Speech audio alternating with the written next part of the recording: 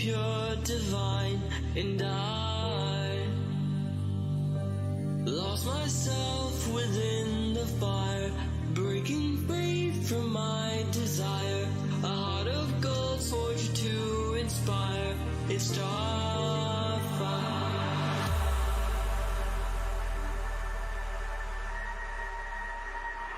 It's starfire.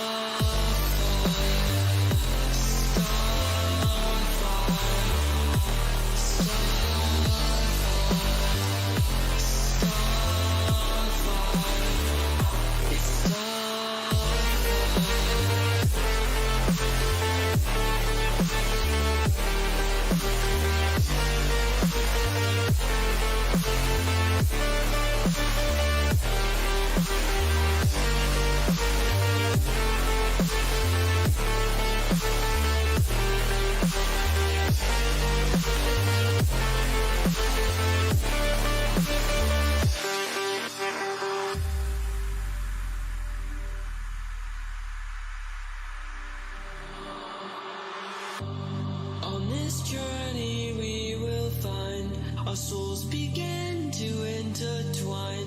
Your heart of gold so pure, divine, and I lost myself within the fire, breaking free from my desire. A heart of gold forged to inspire. It's starfire.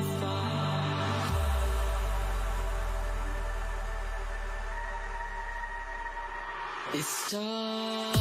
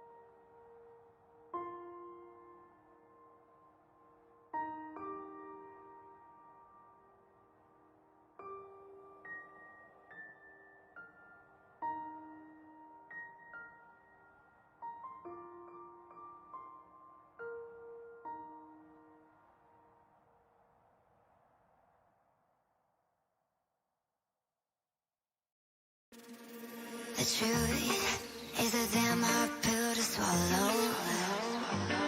I'm reaching out, but all I feel is hollow.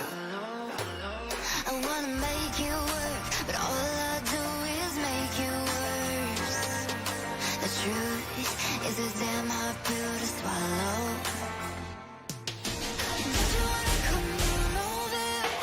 Don't you wanna work it out? Don't you wanna love me better, love me now? Don't you wanna fix our problems? Baby, I can show you how. Don't you wanna love me better, love me now?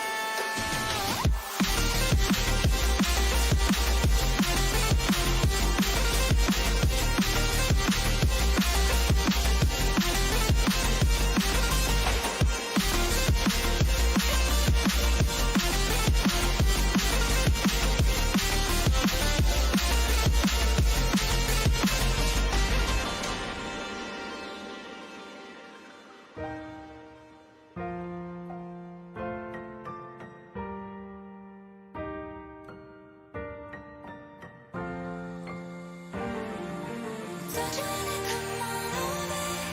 Don't you wanna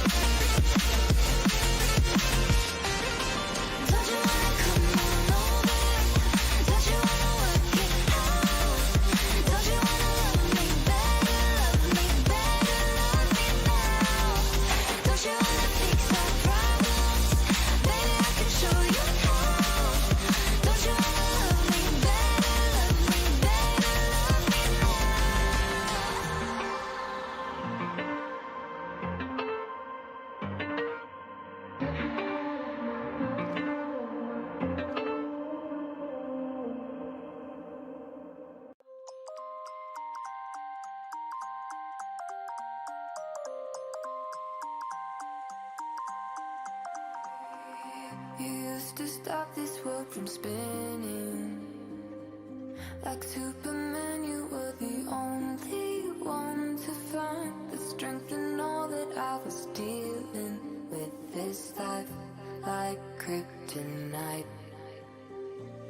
And if you keep me close, every minute in this hourglass you hold. Oh, oh, oh, and when I fall to thee, will you be there when I wait to save me? A superhero in your sleep.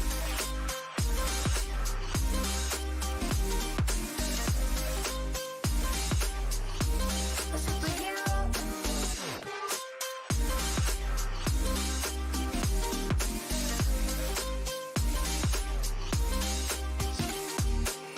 You called my soul when I was falling.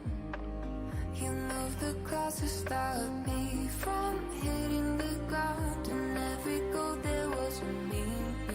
For this love ain't kryptonite. And if you keep me close, every minute in this hourglass you hold. Oh, oh, oh, and when I fall to thee, will you be there when I wait to save me? A superhero in your sleep.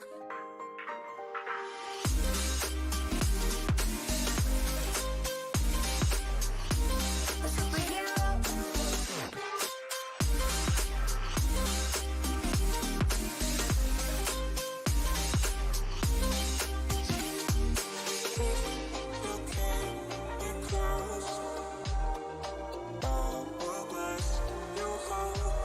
Oh, oh, and when I fall to thee, will you be there when I wait to save me?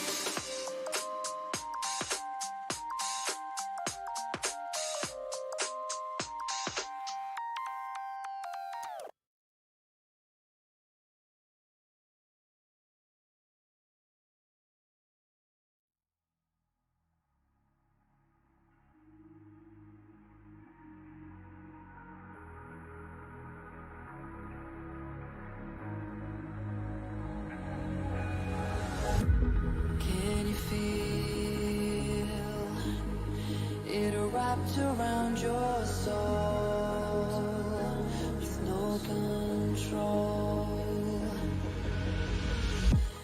You can't breathe when you're drowning underwater.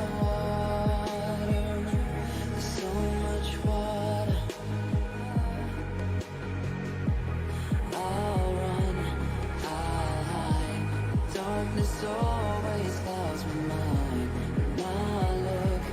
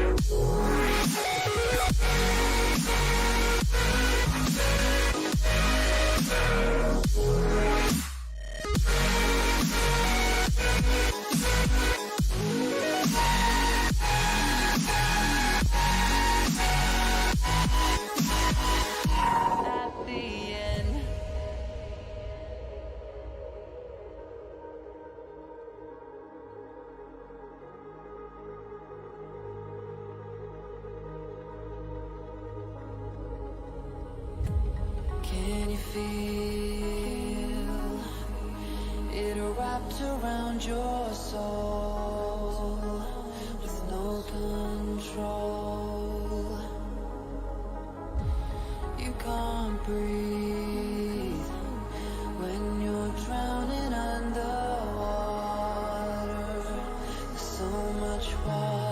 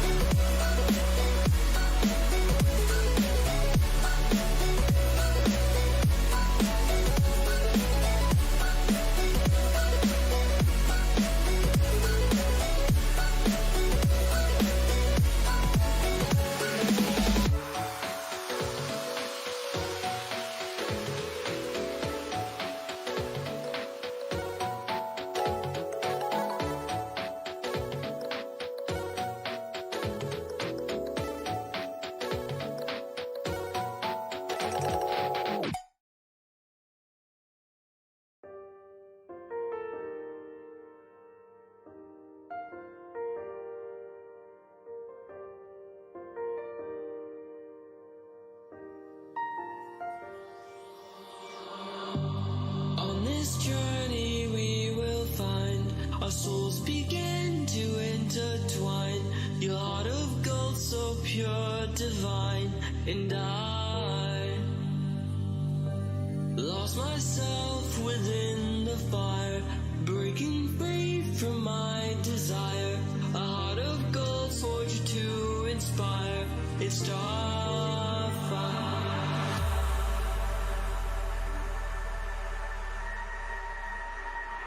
It's starfire.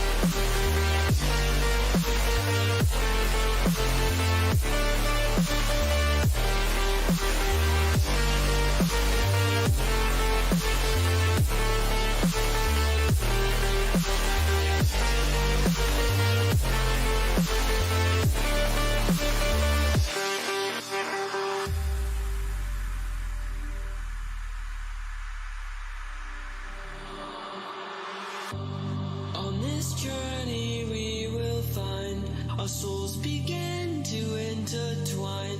Your heart of gold, so pure, divine. And I lost myself within the fire, breaking free from my desire. A heart of gold forged to inspire. It's starfire.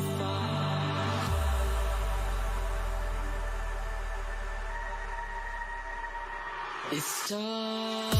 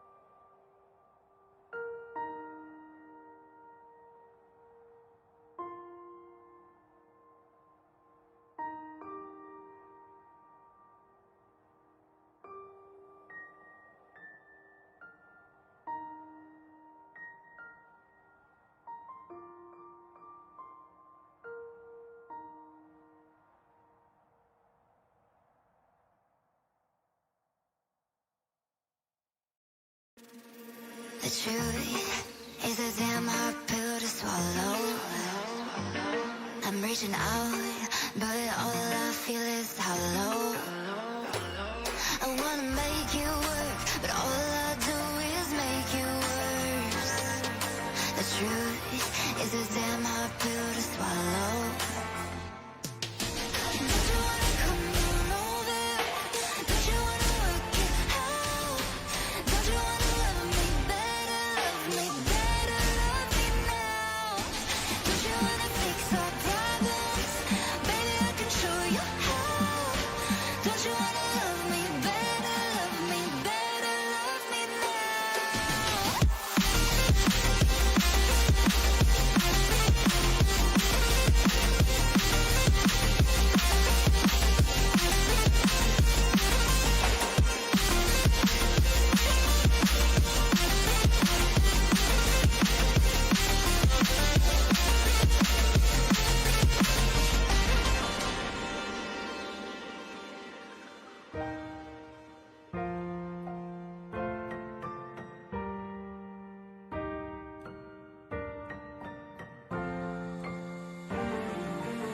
Don't you wanna come on over?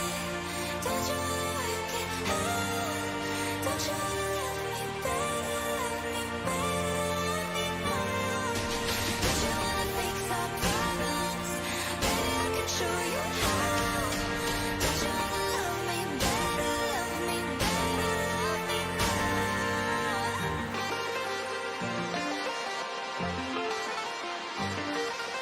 Don't you wanna love me better, love me better, love me now?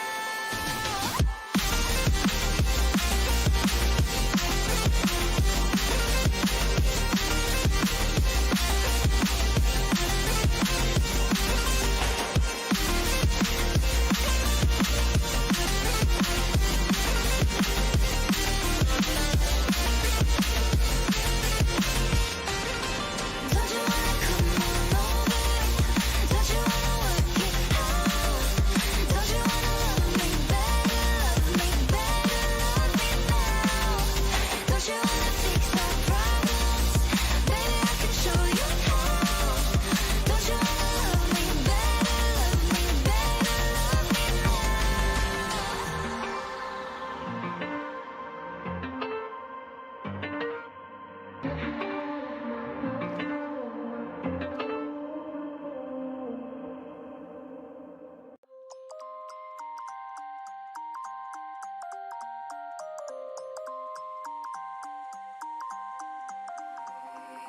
You used to stop this world from spinning.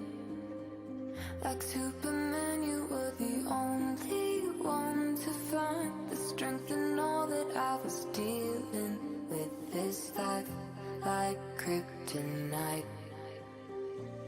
And if you keep me close, every minute in this hourglass, you hold. Oh, oh, oh, and when I fall to be left, and I'll wait to say anything. A superhero in this.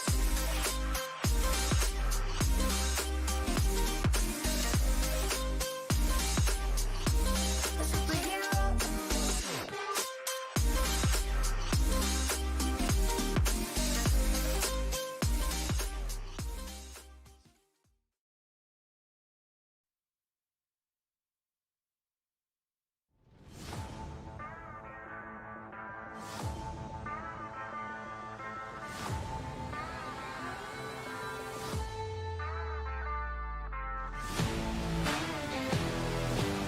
This here, they go for the smoke, exists, he doubles up, can he get the triple?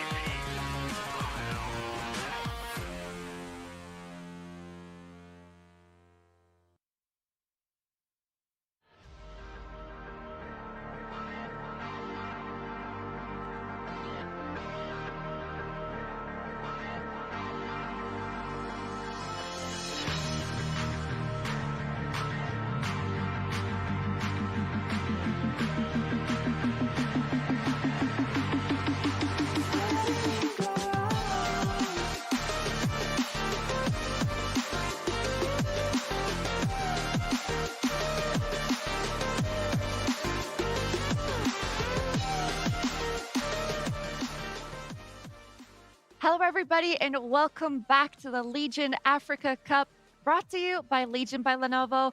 My name is Arshi, and I'm going to be hosting this tournament. I'm brought here with two very talented analysts. We have Sami, aka Flip, and we have Abdullah, aka Talks. Welcome in, guys. How are you feeling today? Doing great. How are you, sir? Good, good. I'm really excited to be here once again. We're very happy to have you. And before we get to know our analysts a bit more, let me remind you guys about the $50 that is up for grabs to be added to your Steam wallet. All you have to do is go on gaming.lenovo.com. You can either post a clip from the broadcast or you can go and vote for your favorite team. And while you're there, make sure you browse around for some other offers. All right, so unfortunately, Shakito could not be with us today for our analyst desk. However, Tox is here and he is going to be showing us that he knows a lot about good CS. So, Tox, please introduce yourself a little bit about your relation to CSGO and in the esports scene in general. My name is Abdullah, well known as Talks. So I've been in the scene for quite some time. I've been playing competitively for, you can say, 6 to 7 years. But now I quit, obviously. I got old. It's been a long journey. And I've actually played against some of these South African teams back in the day, and I'm close friends with some of them. So it's been one hell of a journey, but after I quit, I switched to casting and analysis and even hosting at some point. So it changed my life. That's what I can say. I mean, with a little bit of dedication and knowledge and having the passion, you can achieve amazing things, even if it's just a game like CSGO. But really, it's not just a game. It was my life, and it transitioned to something in esports, and I'm blessed to be here. I'm so glad that you mentioned that, because even if you decide to go into the esports scene and you are too old, as you say, to compete competitively, you can still do many other stuff. You can do part of the analyst desk. You can be a commentator. You can be a host. It's just, it opens up a lot of branches for you. It's not a dead end career. So I know, Sammy, that you are also part of the esports scene. Could you please remind our audience about what CSGO means to you and what have you done in the past? CSGO, actually, it's not only a game, it's actually a hobby. Even before CSGO was launched, there was 1.6. And Tox was actually the legendary player in the scene. And he's one of the people that I actually had the honor to learn from. And we competed against each other a lot, and we played for some time together. He was my teammate. Huh? He was my teammate. Yeah, Oh, in no CSGO, way. early days. I feel like every analyst that we have say that you're his teammate, and then And we just... Chiquito. And Chiquito, yeah. So- Chiquito was a team. We used to be in the same team, but then we kicked Chiquito. He became bad, and we didn't need him. Oh, maybe So- that's why he's not here today. Is that Yeah. why? Okay. Well, now we know the secrets, and you guys know it too. Let's continue on to the tournament schedule that we have set up for you guys.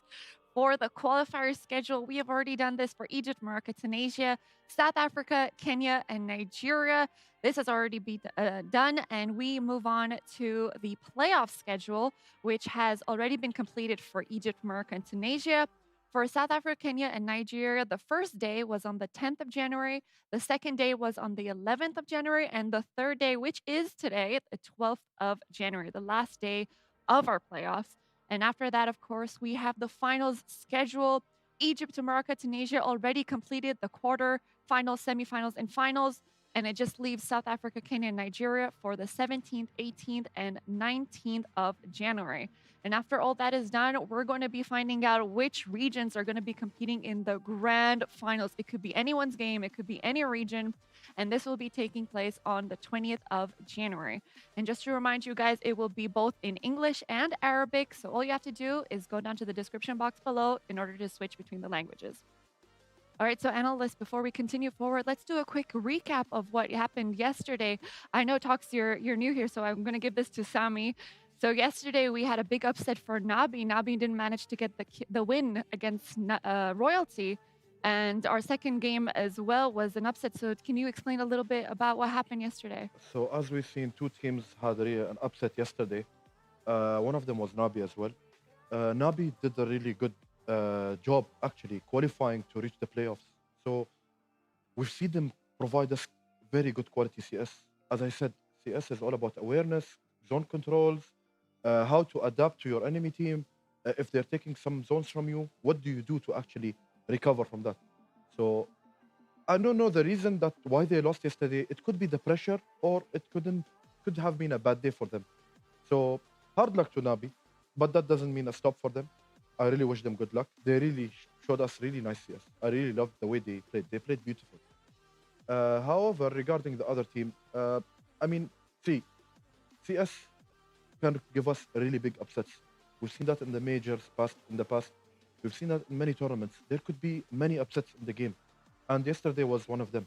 Uh, so it's pretty normal to actually witness those upsets. It's as well as heartbreaking, because the team that you're rooting for can lose. Anything can happen. As I told you, in one map scenarios, anything can happen. Uh, so yeah, that's what really happened yesterday. One map is a danger zone for many teams. I can definitely understand what you're going through, especially since you said the game is not just a hobby, it's a way of life. It just revolves around a lot of things that you do every day. So to have a major upset like this, but in the end, it is the tournament and the most experienced, the most ready team will come out superior. But let me tell you about the prize pool that our competitors are going to be having a chance to grab. Toxie, I'm going to be putting you on the spot here. Can you read that first place prize for me?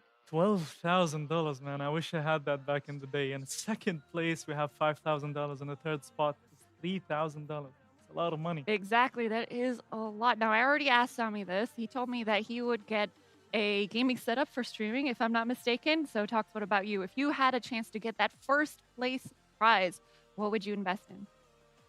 I mean, obviously, I would build my PC to make it a bit better, and then stream some more, get some more money, then build PC again, and then it just keeps going. Keep It's an endless investing. loop. Yep, you need to invest in becoming a better player. That's basically it. That's very true. And this is a chance for our players, our teams, to take this and not just for the prize pool, but also for the recognition and also for putting their names on the map and be able to qualify internationally. And let me tell you who we're talking about. Let's go to our regions. We are referring to the regions of South Africa, Kenya, and Nigeria. Now, we've seen such wonderful CS from these teams, and hopefully they can continue to bring us the fantastic CS that we have been seeing so far. And here we have the playoffs schedule, which teams will be playing against which. Let me just recap for you. On the first day of the playoffs, we had ATK Academy take the win against Nibble Hayes, Regicide Gaming taking the win against Illicit Esports, the White Rabbit Gaming, the first team that we've seen that went and played aggressively, played fast-paced compared to the more tactical games that we've been seeing in this region, won against Terra Esports. And yesterday, the second day of the playoffs, we had Royalty versus Nabi. Nabi, unfortunately, not being able to take the win. DNMK Esports winning against Tenacity. And of course, Mayo Addicts, unfortunately, they had to forfeit, so the win automatically goes to Goliath Gaming. And for today, we will be having Vybn Esports versus ATK. ATK, let me remind you, is a team that lost in their first game in the qualifiers, but were given a second chance in the wild cards, and they managed to come out really on top. They smashed their opponents, and they showed that they deserve to be here, and that's why their name is up there. And we have Bravado Gaming, which is the very first team that we saw play in this tournament, which showed us how much skill that this region can show us. They're going to be playing against Gp2 Aim. So is there any team here, Tux, that stands out for you? Is there any team that you've heard of before, or is this the first time from this region that you're seeing these teams? I mean, obviously, ATK, I see the academy here, so I'm not sure where the original team is. But Goliath Gaming and Bravado, they're obviously big names in the South African scene. And even in the international, they played a lot of tournaments before. And I'm actually impressed, and I'm expected to be impressed some more by these teams, because Goliath and Bravado, they've always had their, they had their moments, they shined, they've reached far. And I've personally seen Bravado play in front of me when they came to Dubai back in, I think it was 4 or 5 years ago. They played against my friends and they beat them. So we don't have a good history, but they're obviously a very strong contender. Well, hats off goes to Bravado Gaming, and they did kick off our tournament very, very strongly. So we're expecting to see good CS from them. And I actually got news from the map that we will be watching today. Unfortunately, it is not a map that we have not seen before. It is a map that has been chosen quite a lot. Yeah. Indeed, it is Inferno. How did you guess? How did you know? It's intuition. It's a CSGO pro player intuition. I kind of read your mind when you actually said it. So the map indeed is Inferno that we will be seeing from these teams. What do we think of this map? Is there a reason why we just keep getting this map constantly? Are they playing it safe? Do they not want to be risky? Or are they keeping it for the grand finals? What is their strategy? What's going on? As I said, my point yesterday and the day before is that this map, a lot of teams are comfortable playing this map. They have the groove of this map, the way they rotate, the angles in this map, the smokes, the utility usage. So it's not a surprise to see them pick Inferno because both of them are really good. But there is one thing in common that we have in two teams, Regicide and ATK. Both are given a second chance and both have qualified playing Inferno. So 80,000, they're strong contender. They played the second time. They showed us the true passion as Regicide showed us. So will VYBN be able to actually close that? It's a tough question because ATK has showed us really they're a durable team. They are versatile. They can actually do really good pushes together. ATK showed us they can enter sites together in CT side and T side. So CT side, I loved how they actually control their zone. They take banana really smoothly. So it's not a surprise for these two teams to pick Inferno. But I would love to see Nuke. These teams are really tactical. As I said about the region, they're really tactical. So let's see. I hope they provide us. All right, thanks so much for your input, Tux. I do want to see a fresh input on this map because we have heard about this map constantly over and over again. So it would be nice to hear from a new face. So is there anything you want to add before we start the game? I mean, Inferno is a very closed map. You don't have too many wide angles. It's just very tight corners and everything. And really, there is 70%, let's say, map acquisition when you conquer that banana area. So when you have that banana, your team can comfortably play around the map, and even the CT side becomes a bit scared that we don't have control of banana, we don't have information. It's very important to have information in Inferno, and it's I feel like if the CT side keeps taking banana, they will always have that advantage. So it's tough. It's a very tough map, and I feel like whenever you have a strong CT side, you always have a stronger chance to win. Would you agree as well? Would you pick CT side? Were you to win the Definitely knife round? There's nothing to disagree about what Tok said. It's all about the banana control and the map acquisition. Basically, let's say if they took banana from you, are you gonna take mid? Because you need to relieve the pressure of these areas. These are big areas that you really need to have control of. If they take banana from you, you take middle from them. If they take middle from you, you have to know that no one is banana. So you can actually force the rotation into the area where they have taken control of. So what Tox has said is really true. All right. Well, thank you so much for analyzing this map for us. I know we're tired of seeing it, but hopefully they're going to be showing us a fresh take on the map. And just to remind you guys, the game that is upcoming very shortly, it is Vybn Esports versus ATK. So we're going to go for a very quick prediction before we start the game. What do you guys think? Who's going to be taking the win? For me. Okay. ATK? I mean, I'm gonna go with ATK as well. ATK, do you think it's going to be a sweep or do you think we're going to have a close game? I'm gonna go with a 16-9 score. That's very Very neutral. What about you, Sam? It's not a sweep. It's gonna be around 69, 16-10. Yes, I would predict that. That's All my right. prediction.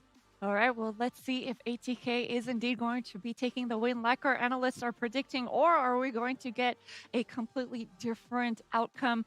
We're going to pass on the game to our casters, Goals and Lighter. Take it away, guys.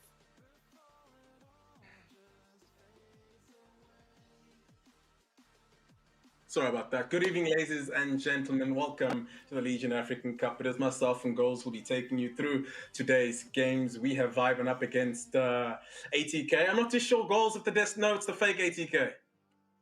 It's the fake ATK. It's a fraud ATK. They've got a very similar looking logo. Obviously, the words ATK sound very similar to the actual roster. ATK, who are currently overseas competing in America, so they wouldn't be able to play right now. But I mean, good fun if you're going on the logo. I enjoy the banter. But again, I think more importantly, talking about Vybn Esports, this is a new vitalized organization. They've just signed a very, very good team. They've got resources behind them, and I'm really looking forward to seeing what this CSGO roster has in store for us today. 100%. It will be Inferno, the map played. Of course, the usual. And one of those maps at CT sided. So they're going to be hoping to land on the CT side. In fact, I've got information that Vybn will be starting on the CT side. The advantageous and ATK on the T side. Inferno, very close quarter map. So it's going to be some interesting battles. The devs did speak about the importance of certain segments of the map. So just keep your eye on that while the game unfolds. And it is a best of one, so bear that in mind. So anything goes wrong, you have little to no time to recover. So Goals, any predictions from you? I mean, I'm gonna have to go with Vybn Esports. This is the fraud 80k at the end of the day. Yeah, I think I'm gonna go it's pretty similar to the desk. I think probably 16-7, but just the other way. I think Vybn's got this. They're gonna take it. They do have the CT side, so it could be a snowball kind of blowout of a match. But ultimately, I do think that they're gonna take the W. Yeah, 100%. And as you've seen, I think most of the round one games in this playoff stage, most of the games have been quite washes. Low scores, about 69, 16 scores. We haven't seen really close games, no overtimes just yet. We are heading into the latter end of this tournament. We'll be heading to the best of three soon, and I'm sure all the players, all the teams are qualified to that extent. We'll be happy about that. There's nothing better than having, a proper matchup where you can just, have your vetoes, try to win the vetoes from there, and you have a well-rounded map pool to work with from that point on. But best of ones, whoo, anything goes. Game is ready, so we'll be jumping straight in. So feast your eyes, feast your eyes. It is the pistol round indeed. We've got Junkies, we've got Custom, lately Tuckbot Frozen. We all know them in the local scene for sure goals. And on the side of 80k, it's Bane, Gorilla, Mugubble, Prince, and Viking. We know Viking, I know Viking. I think it's the fake Viking, but we're going to see how this round plays out. It is Frozen. He's the AWP player for Vybn. Potentially going to be taking first contact here. A nice spread out defense, I'd say. In fact, 3 players towards B. They're going to be doubling back lately towards that A site and leaving the 2 Custom and Tuckbot to defend and hold strong. As you can see, ATK are heading towards it. They only got 2 flashes, gold, so no smokes. Oh, but they're very dinked to play towards that graveyard, and now they're bursting through. They get the first frag onto the play in family, and now it's all up to Custom. Oh, but he gets double stepped and traded, and boom, just like that, Vybn, they fall down. ATK really making a statement here. Oh, and another little link there from McGobble. Certainly going to put a lot of pressure onto this retake. Vybn now under a lot of it. 4 versus 2 now. And another frag goes their way. They're just peeking the CTs and they're just getting all the kills. And ATK starting it off. I love the presence. They started off in the round with an Apps presence, but doesn't really bolster any sort of rotation from the CTs, but they get caught out, man. What a burst. It'll pop there onto that B side. They only have 2 flashes. They don't even need them. They just get all the frags, get the kills, pressure those CTs, isolate them and kill them and get them on down, and they take the pistol. Right, it's definitely the start they'll need if they are to get the dubs on their campaign. Vybn, they're going to be ecoing straight into it. Just 1 smoke on Custom, so they're going to be looking to get a buy up in the next. And the ATK, I don't see a world in which they lose this round. Just looking at their pace, they're moving into this B side. I mean, they got the SMG taking first contact. And yeah, easy as you'd like. That's a free round, a free bomb site. And I think now Vybn are already discussing what they're going to be doing in the next gun round. Second round for ATK. Yeah, this is a big round. Pools, Sure, absolutely. Vybn This is, No, absolutely. I mean, they fully saved it. They just had USBs, James Bond guns, and it's really difficult to do anything with that. I think ATK's strat there was also pretty good, just bursting on that B. You seem to have quite a bit of confidence on that side so far. Let's see if that changes as we get through the half here. But right now we do see 3 SMGs and 2 AK-47, so perhaps slightly really hold on to... Oh, there's a couple of nades down the middle, not doing anything, not finding anybody. It's nice to see a nice little split come out of ATK here. They are just keeping it default. They know that the buy is coming, and they're just waiting for the CTs to get rid of some of the util before they, decide to hit anywhere. Very reserved back, very deep on the T side of the map. The CTs now got quite a bit of info. They've used quite a bit of util. Only a couple of flashbangs left with Tianki spreading out with all the util, but that's going to be needed for later in the round. And right now we see mid control is going to be the first focus, the first point of attack. You can see Vybn also have that banana control completely, so until they're actually able to... Oh, that's a beautiful little smoke that isolates player completely. They are getting spammed to pieces there. Frozen able to get the kill, and surely now this forces the rest of them to hit towards that A side, but no. It is again lately just strikes from that pit position, only able to get 1 before he's traded up, but Tianki's there with him, and double ditch setup, reign supreme, beautiful little nade. They're certainly going to do a little bit of damage. What? A little bit short there, but man, that's an instant 3 versus 2. He gets that nade onto Tianki's and pit. Now we're heading into custom. He's got an MP9, so there's the possibility to work out for them. But no, that's a low speed taken down, and that's a lot of money for custom to pick up upgraded rifles. Perhaps there we go. He gets the farmhouse.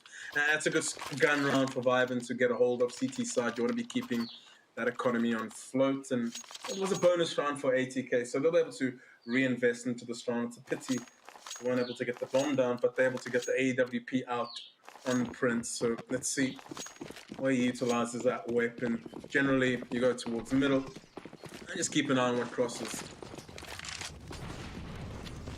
Decent util usage, I think, coming out of Vybn, just making it very tough for ATK to barrel up middle. We can already see utility being deployed just to try cut off the mid section, but the counter molly works out, and they have to respect it. Frozen. Ooh, he's got isolated there for a couple of seconds, but a good time here, smoke coming in just in time.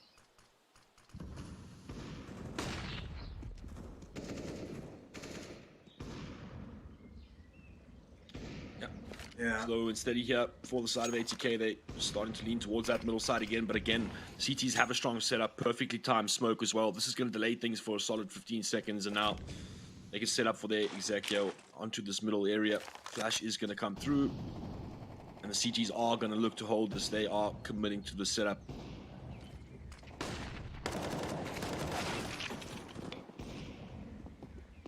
Good transpire of Jules in the middle. They picks up one and Google.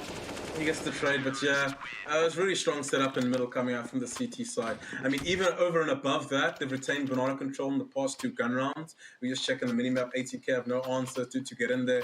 And just ruffle a bit of feathers, I would say, just to contest it a bit more rather than forfeiting it, because not winning mid control, as we can see in the 2 gun rounds, they're getting battered by setups from Vybn, and they're losing banana control. So perhaps just exploiting apps a bit more and just neutralizing it, and I'd say making the Vybn defense go to a more defensive posture rather than the aggressive one that they currently are sitting on.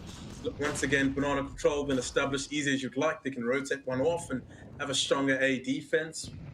But it's ATK with an eco round, and Tianki should be having a field day. Got too much damage, I'd say. Way too much damage.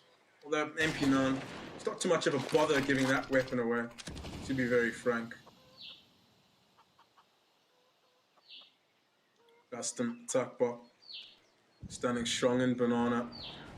Frozen, anchoring middle to that AWP. There's 2 scoped up weapons on A, so maybe a conversation needs to be had mid-round just to discuss that a little. Not too sure if they're able to get those multi-kills, especially if you're missing shots. They're going to be moving into this A side towards short, and the tags are working out, but he switches up to the USB. He's got armor, so he's a bit stronger than usual. The bomb is going to go down, and that's a bonus. That's the bonus bomb plant you really want. Hoping for a nice strong buy to contest the likes of Vybn, especially in banana. They need the right utility just to repossess it a little. Yeah, I agree. I totally agree. I think both of the buy rounds, at least, they lost it because of the fact that they had just no banana control. The CTs literally had a person in rotation, as well as 3 on the sides, on that A side. And like the only way that you ever take A convincingly is if you're able to bait out some sort of rotation, or just make sure that they're keeping their defenses honest. They're keeping it a 3-2 split, and ultimately Vybn here off to a good start. ATK now are going to be able to buy in response here, full AK-47 purchase here. We haven't seen a round like this from them yet, so this is now we're going to see them at their full potential, and we see them focus towards that banana instantly. You can see Bane here just already taking the ground. A lot of damage being done to Gorilla though, and CTs are forced back for the first time. Lost banana control. Frozen gets a beautiful kill there towards that apartments area. They have been getting aggressive there pretty much every round, so no real surprises there. But first frag again goes the way of Vybn. Now they can keep their defenses. I mean, they're even stacking on this B side here. Probably going to look to like retake it in just a moment. Not necessarily worth. Oh, now they know there's a hell of a presence there towards that banana area, so no need to do that just yet. They've got the numbers on the side tools. They don't need to do a single thing, and right now you can see on the other side of the map Vybn clearing that middle area, and now they know that majority of the numbers are towards this banana area. We see two teams exchanging a lot of util here, some chip damage here and there, but ultimately still no commitment just yet. And through the smoke lately gets the frag, and suddenly ATK 2 men down, and they've had to relook at what they are attempting to do this round. Straight up middle, perhaps Vybn have pushed the opponents to the place they didn't want them to go. And there goes a beautiful flank here from Tianki. Spots to Dinks one, and Now, Frozen can get a bit crazy. That is a bit crazy indeed, but no, it is Tianki that has what it takes to clear up the first player, and in rotation, Letty comes and does the rest. Vybn, 2 players on that A side, able to defend quite easily and put a fourth on the board. ATK scratching their heads at the moment, just thinking, what can we do here, boys? And it doesn't look like they're going for that Deagle Eagle.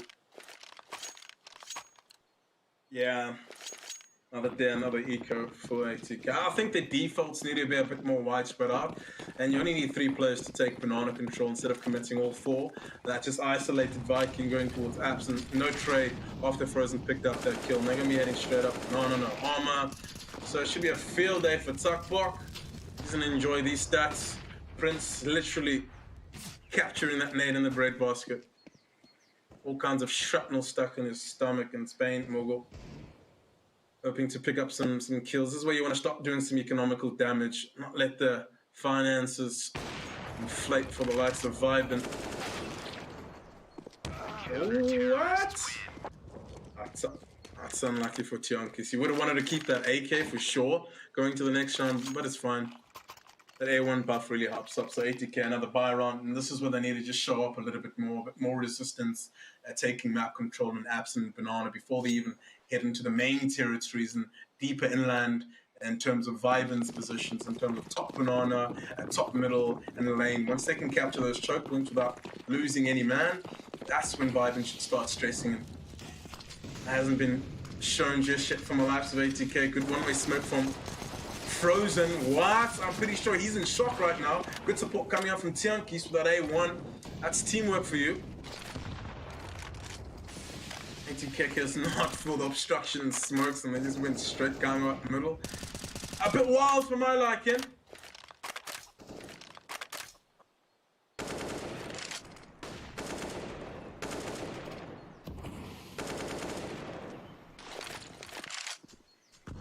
Quite rare. Rare to see 2 players from the CT side, bottom banana, took the 1 minute second. You can really see the pedaling back to it, makes a bit of sense. Frozen posted up in the middle. I'm sure he's going to be getting a free kill if the player swings out Boiler. Yeah, one of the up and coming awkward in the South African scene. Oh, and he steps, he's going to get another frag as well for his troubles, and finally lately he's going to get the final player towards the apps. That was such a dodgy position to be in middle, man. I can't believe that Frozen never got punished for it, and ultimately he ends up getting a Trey K there in the mix and putting another one on the board for Vybn. I really liked that angle. He was speaking towards second mid, but the whole team just barreling up middle, and he's so fortunate that Tianki is the teammate that we all know and love Tianki to be. So, main support. Yeah, and over and above that, usually you need to be throwing flashes up middle from ATK's point of view just to...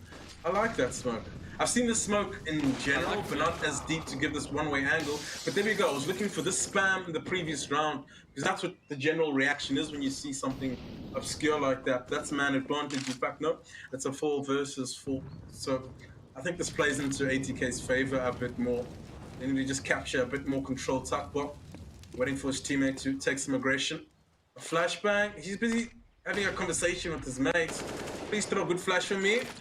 Flash average, but he hasn't really secured control just yet, and I almost feel it's a waste of a smoke if he's going to go capture that land, and he captures the land, and there we go, man advantage. And ATK look lost in a sense. yeah, I mean, they got that early frag roll, that early trade, right? But ultimately, I think that Banana Play got really unlucky. He was holding the angle, and right at the end, he just changed his positioning of his cross just a little bit, and the player peaked towards Car. So he was literally on that position. Would have been an easy tap and got another man advantage for the round and perhaps build something on it. But yeah, certainly agree with you. Do have a certain element of being lost here. Like now, they've had to slow things down completely. They're just got to edge their way into the site. They've barely got any sort of neutral. Only one player does have anything, but they're just getting peaked and picked absolutely apart. It is disgusting lately with a nice little double kill there. Smooth stepping and spraying and handling of the hose. And 7-2 now. Vybn Esports really vibing, really starting to look solid. I mean, we did speak about them. We did say that they were the favorites, certainly for myself and you tools. But yeah, putting on quite a clinic here. Yeah, I even think it's going to be a single-digit affair as well. On top of that, looking at Vybn's economy, they got 2 to 3 buys left in them. Presuming they're going to pick up this round. due to it being an eco, a few more from this. Double digits is definitely on the cards of Vybn. It's something you really want on the CT side. Frozen already picking up a free kill there towards the middle. I'm just surprised they're giving him easy duels at the moment. Actually in Banana, which again is an easy duel, but good flashbang. And that's the teamwork I wanted to see coming out of ATK. On a gun round more so than these eco rounds, because you're not really going to get much out of this, and they're going to hunt down that AWP. I mean, it's the most expensive weapon. Why would you just let it go for free? And there we go. Tuckbok just batters them all down, and that's going to be the 8th round on the board.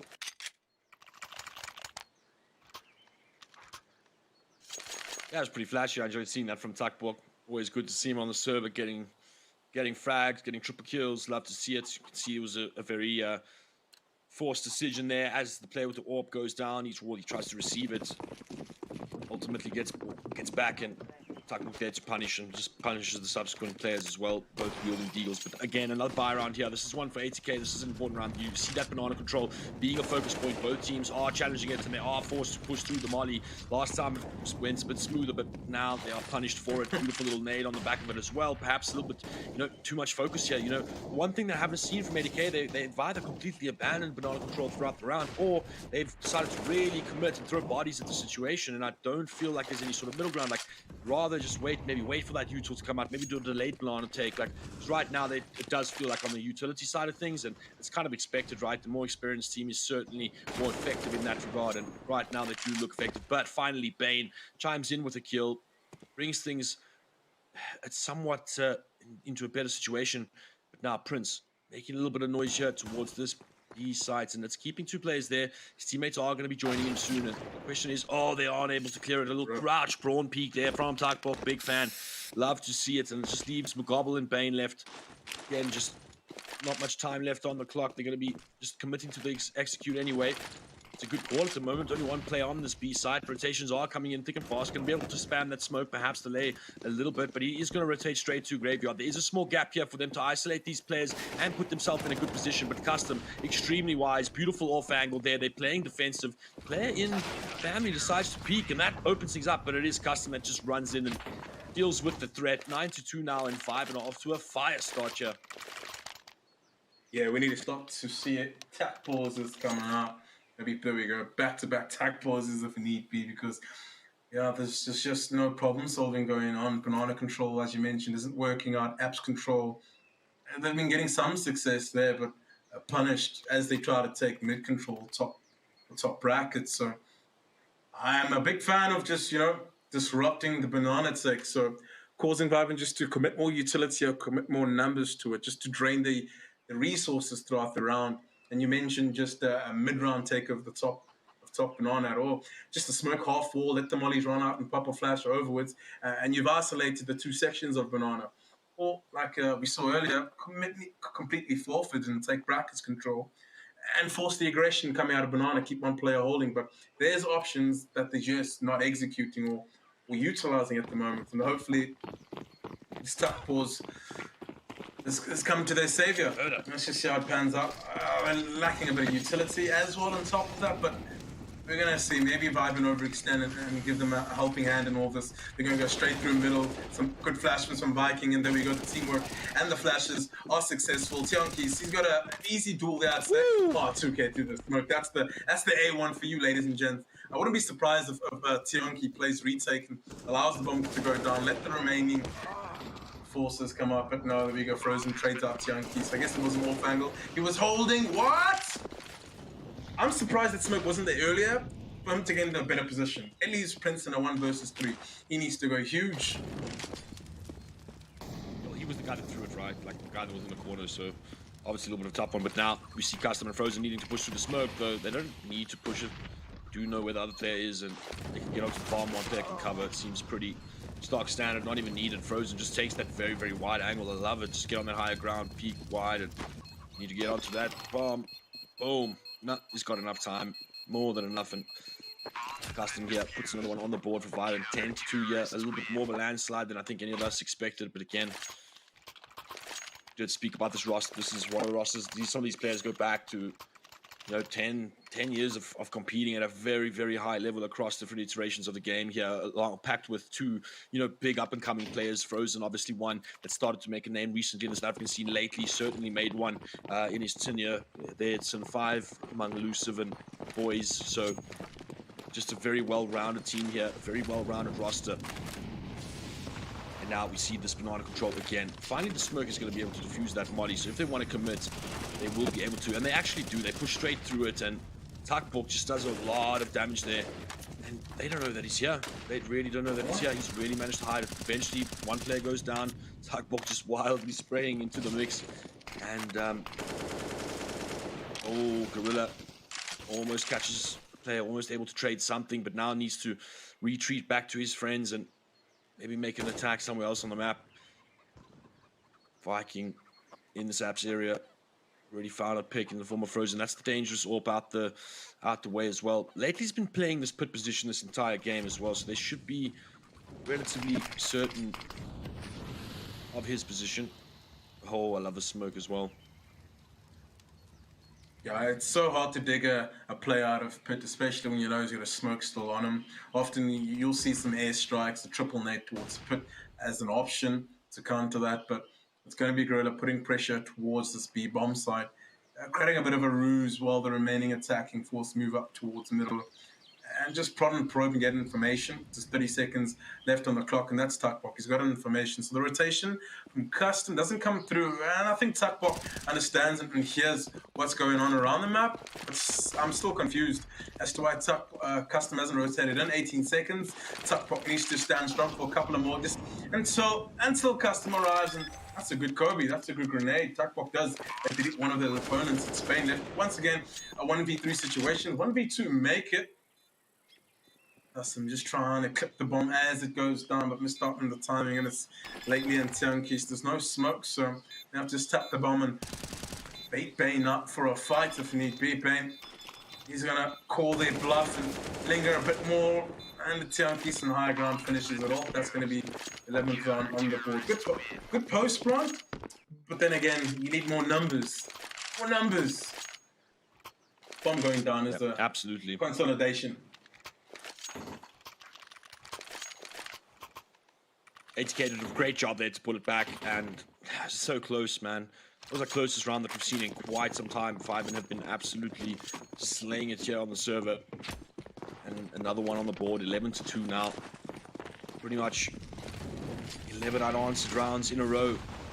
It's got to be tough. Oh, wow, there we go. They finally break that banana, but eventually is Custom that also does some damage towards the middle area. Frozen gets crazy with the peek towards middle, levels things out, and that's a great little pick there from him. They instantly split up. Tianki's blitzing down middle now, can be behind him so quickly. He's getting a little bit cautious now, but rightfully so. Doesn't want to lose his life here. This is a 2 versus 2 scenario. Yeah, bomb goes down though, and that should prompt him to move towards that banana area. See, a little bit of a flash come through. Displaces the T's somewhat, but they still have a smoke there. Towards surely this he does, he knows that he's there from that smoke, and now the position is all up to Tianki. Molly goes down, but flash comes out as well. Is he gonna take the peek?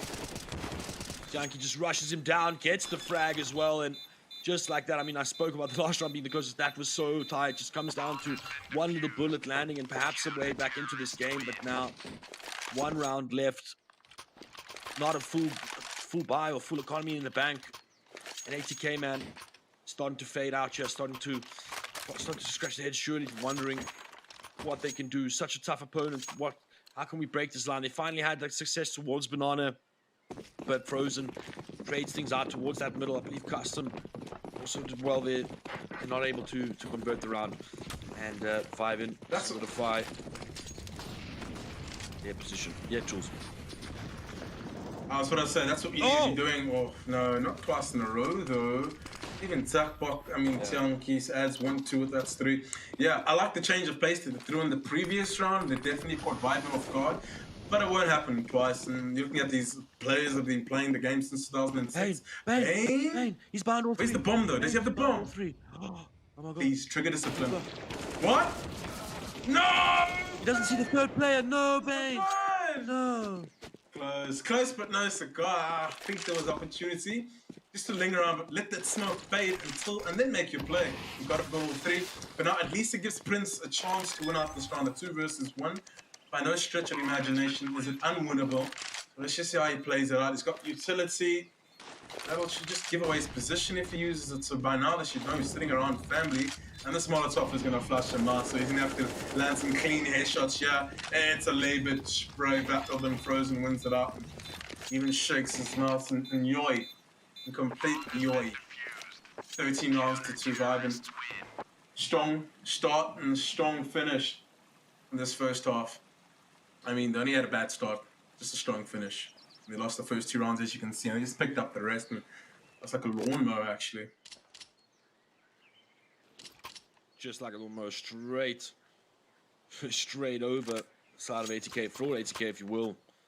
But now, can they respond here? The CT side is, of course, easier, but 13-2, that is a clinical performance, almost perfect.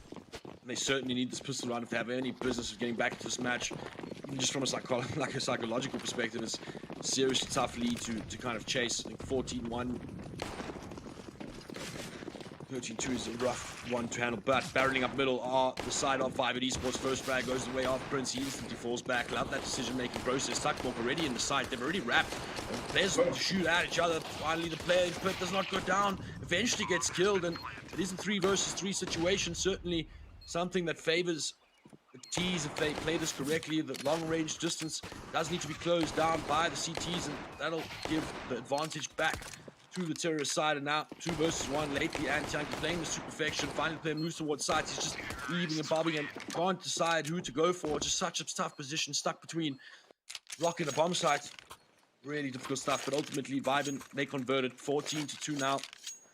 And they'll be able to purchase up now. And the question is, yeah, if you're ADK, what do you do? Do you force? I think you have to. I'm going to go for the win here.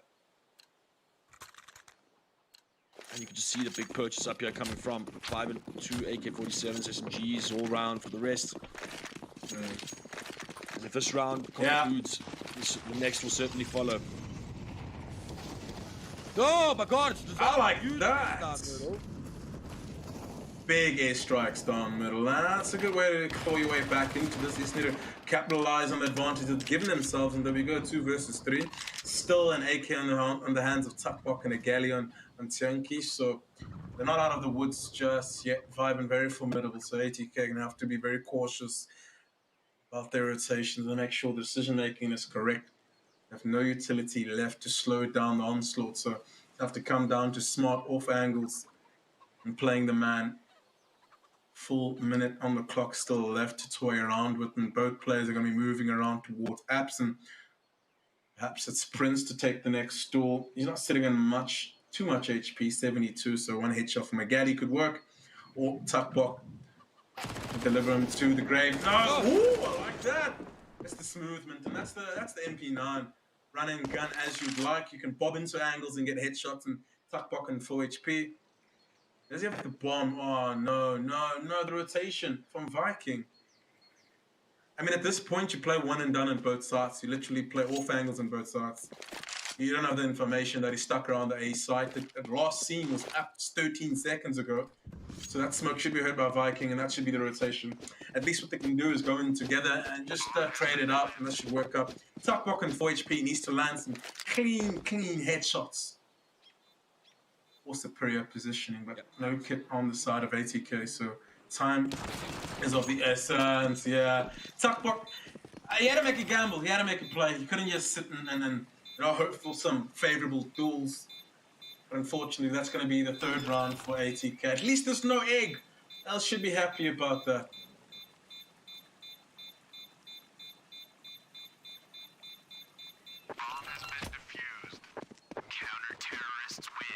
ATK literally threw the kitchen sink at this round to win it out. Yeah, absolutely. But they only got 2 rifles in this, so they're going to certainly have to drop. They're not in a great financial position just yet, but you can see that the side of Vybn Esports are not purchasing into this, not fully investing behind this. They got way too many rounds to just make that mistake of just constantly giving things away. Yeah, worst thing you can do is just be callous about how you want to play the rounds, especially financially speaking. It's how you let the enemies in, especially on the CT side. Is this new? What doink? Yeah, I've seen that boost, but what do you do with it? Maybe just good flash. Oh, this is the new way to do the bulk burst. Yeah. Okay, this is the new way to do the bulk burst. Instead of overextending or exposing yourself in the middle, you can do it from here. The only problem is you're far away to get trades, but let's see how it works out. I like this setup from ATK. It's strong and some good crossfires should be coming in. The MP9 and the M4 should just clean it up and tear them down. And like I said, lately it's too fast to have much of an impact. That's the only problem with the new bulk burst and being that far. Whereas if you're in the middle, you can at least get into the fray of things. Maybe wrap around archers, collect the rotators in while your teammates are preoccupying the side players. So I guess each to their own. And also, it's just unfortunate that both players were in sight. If it wasn't pit, maybe things could have changed up.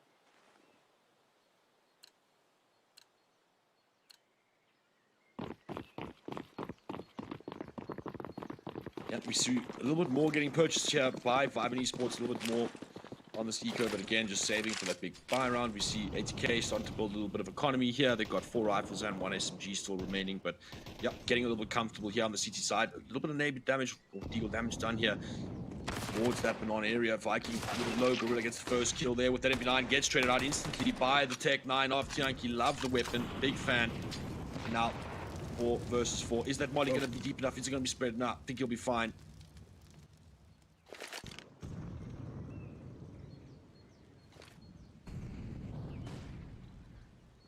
Yeah, they're just bobbing and weaving into angles. Looking for an overextending player from ATK, but I don't know how they're gonna... The setup worked the previous round, but now that they're wrapping around, they could be caught between crossfires and angles to pivot between. There's not much space to pivot around in sight, and if the right call has been made from Vybn, no flashes, so it's going to be straight up aim duels and clean aim duels at that. They pop the smoke and they're going to move in with that CZ, and this is what I'm talking about. It's the crossfire. Oh, no. The setup doesn't work if you do not have lane control. 100% doesn't work. But it's a 2 versus 3. It's not out of question just yet to pick up this round. They have a kit. So you have to be careful about moving into the side. Problem is, they got a good triangular crossfire Vybn. As one goes down, the trade will come through, and they have 2 rifles, as you mentioned. Yeah, I don't see a way they can win this. And there we go. One already goes down. Viking, unfortunately. The headshot comes through from lately, and that's match point. Yikes. Yikes. That's a knee slapper of the round. Talking about dropping the ball there, ATK. But it all started in Banana.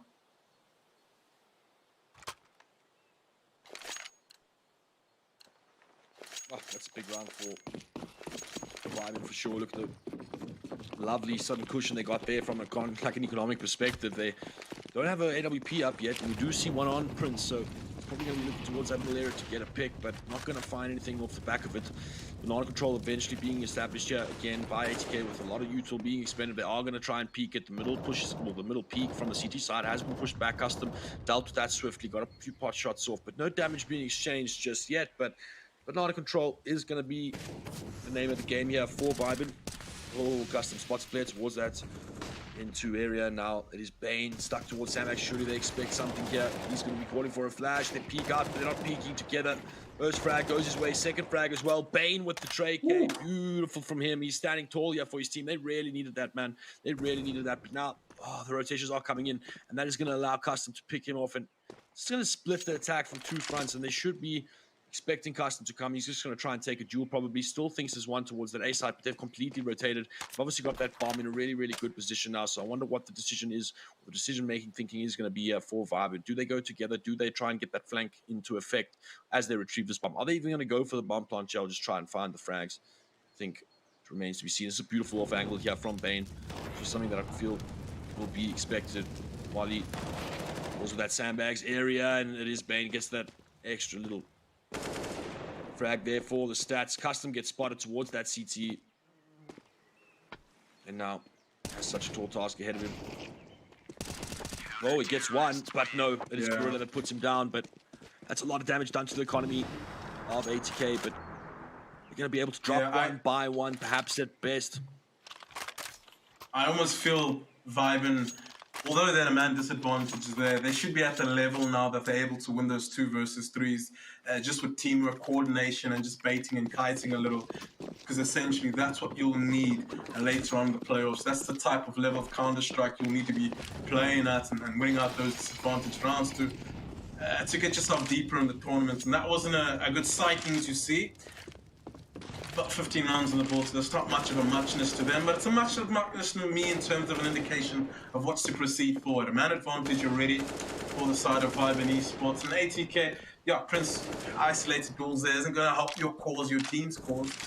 It's just going to put them more in a difficult spot, a pickle, if you will. 5 players from Vybn all stacked up towards the middle. They're going to readjust and check what shenanigans are happening towards Bernardo. Just put a bit of pressure there, just get that information before making the ultimate decision to collapse upon a site. Still lots of utility left, not much on the side of ATK, so have to come down to the rifles doing the majority of the work. A good call thus far on stacking this A site, 2 in the site and 1 towards library. Lurk smoke from Tuckblock, just to pull the attention while the rest moving from lane. The flashes have been dispelled and already Customs open up the feed with 2 kills of his own, and it's Bane and Viking, and I can't help but think the rest will follow the same fate. Match point and ATK tournament life on the line, Bane and Viking. Bane's got 17 kills, so he's positive. Got some shenanigans? Nope, never mind. Viking just dropped down, and yeah, all alone. No one to talk to. He just woke up today wanting to make this place, making this world a better place, and there we go. He started his campaign and he gets finished off, and that's 16-5 to Vybn Esports, and no surprise to me. I'm sure yourself as well, goals, and I don't feel Vybn were pressured or stressed throughout the whole game. They weren't in the spots of bother. I didn't feel like at any point they would have lost if no tuck balls are called. It was just ATK getting battered and bruised throughout the entire Inferno map. So commiserations to them. Vybn, good game. They'll be moving into the next round, where it gets a bit tougher, goals, but not much to say about that game. I mean, ultimately went the way that we thought. Like, I think that is a very superior team. I mean, we're not even sure who ATK are really. And Vybn, obviously, a big names, big roster, lots of experience, lots of hope to actually be one of the contenders for this tournament. Absolutely. I mean, this is the best part about the playoffs. You start to get all the juicy games now. And unfortunately, with teams that were able to step up early on in the competition, they're going to be up against these teams that are at the top of their game. And unfortunately, they're just going to have to take it as a learning curve and move on from there. But I mean, yeah, Vybn going through just as expected, and there's not more, to say about that.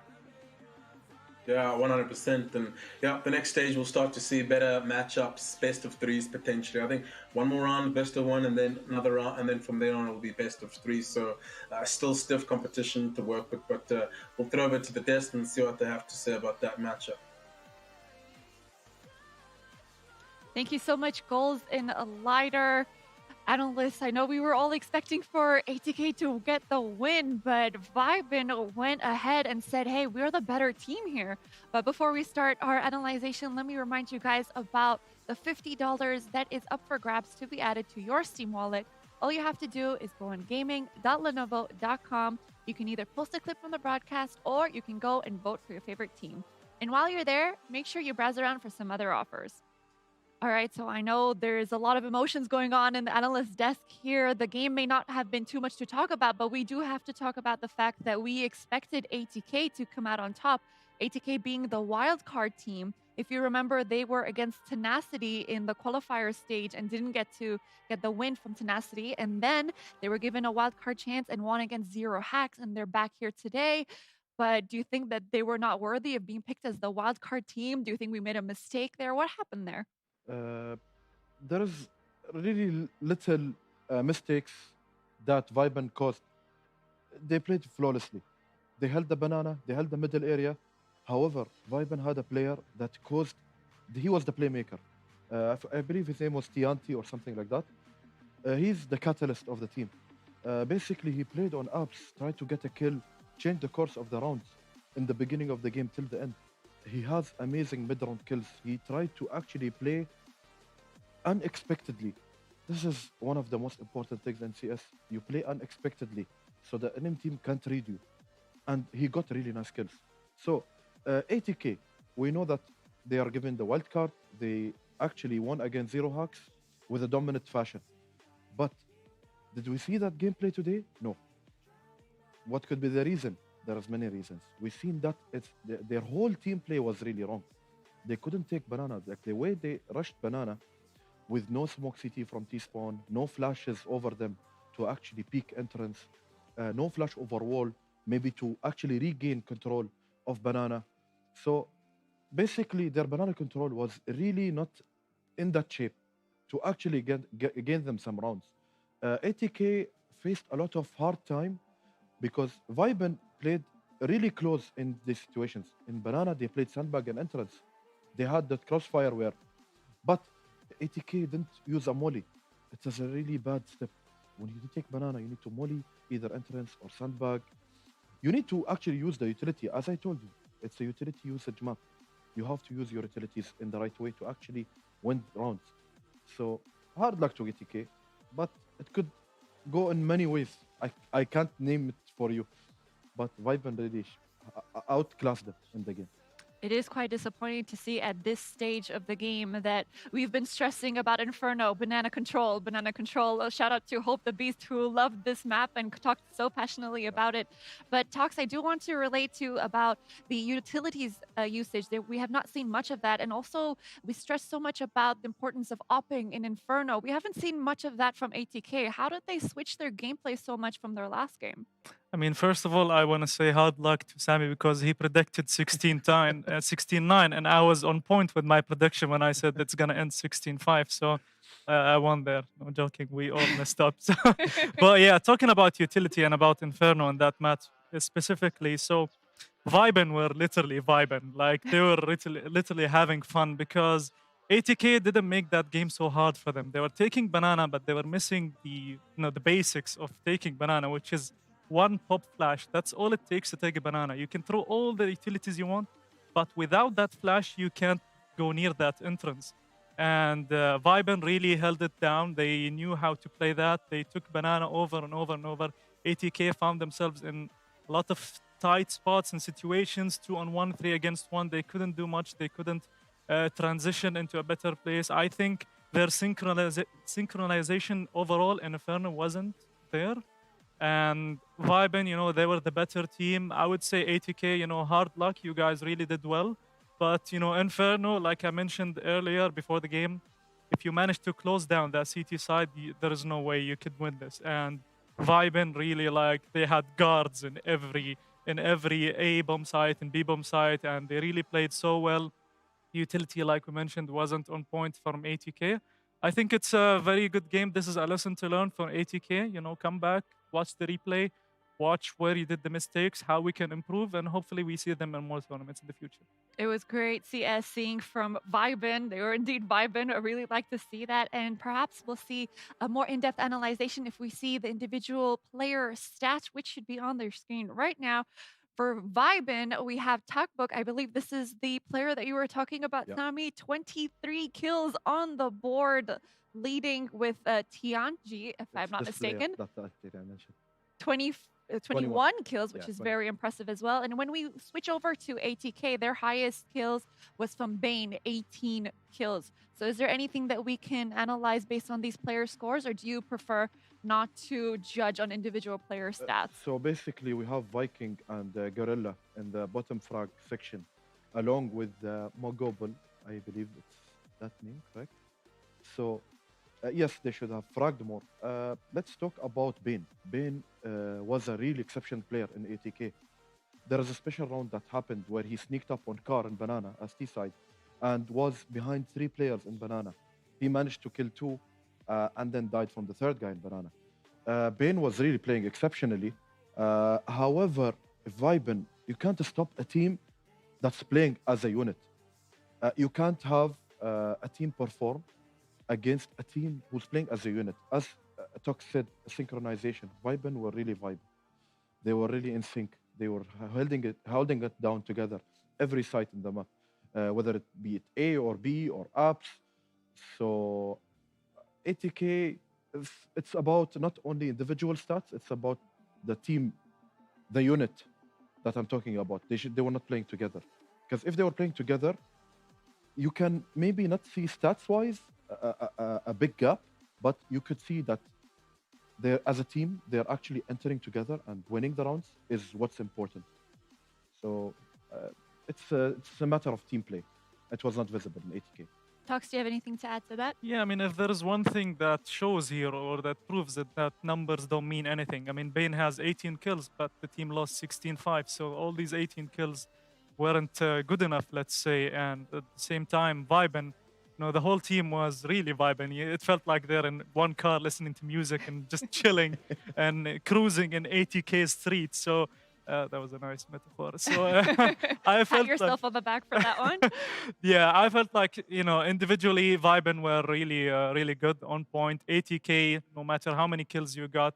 I mean, Bane, even though he got these 18 kills, he would still feel bad because they didn't help the team win. So overall, Bane should compliment himself. This is something good. This helps you mentally, motivates you to keep going. And other guys, even if you're bottom fragging, I was a bottom fragger. I was a support player back in my day. So numbers didn't mean a thing because as a support, you are a player that we can rely on. Your team can rely on. So that's very important. And I would say it's a very good game regardless of the score. Inferno, it's a very tricky map.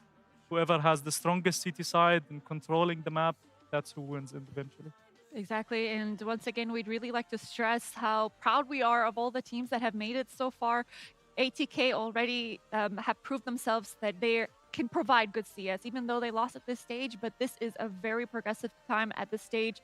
This is something to be proud of, to go home and say, listen, I participated in this tournament and I am known globally. I am known internationally. So don't put your head down and keep going for sure. And let me tell you guys about the next match that we have going on, who will not disappoint us either, no matter how the game goes. We have Bravado Gaming, a team that has been talked about a lot, a team that set this tournament off really, really high level and against Gp2 Aim. So what do we think about these two teams? Do we have any initial thoughts before we get into the So as Tox and I know that Bravado is a name that has been in the South African scene for a very long time. They've been in the top. They've played internationally. They had players actually playing in North America under really international brands like Cloud9. So let's talk about how heavy experience they have. Not only talent, but really heavy experience. Now, will GP2 Aim can counter that? That's the very big question. Because as we talked about it before, talent can win you against games against really experienced players. But if they have the insane talent that GP2 Aim has, are they being guided by experience? No, I don't think so. It's really hard game. No matter what, experience always beats talent. That's my take. So I think Bravado will sweep this. Well, I definitely do want to get back to this topic about experience versus raw talent. We have had this conversation going on before, but since we have a new fresh face on our analyst desk, we definitely want to know your insights. But before that, let us go into a very quick break. And when we return, we will have our new match waiting for us. So make sure you guys stay tuned.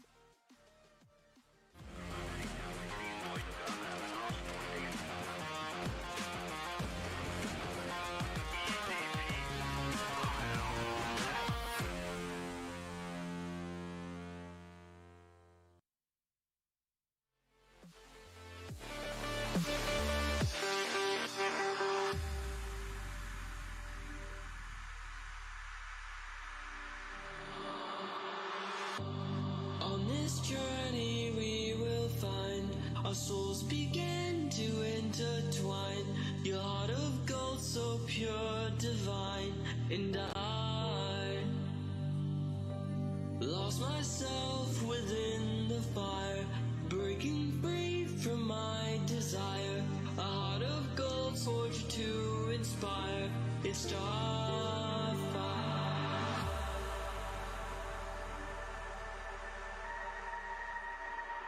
It's Starfire.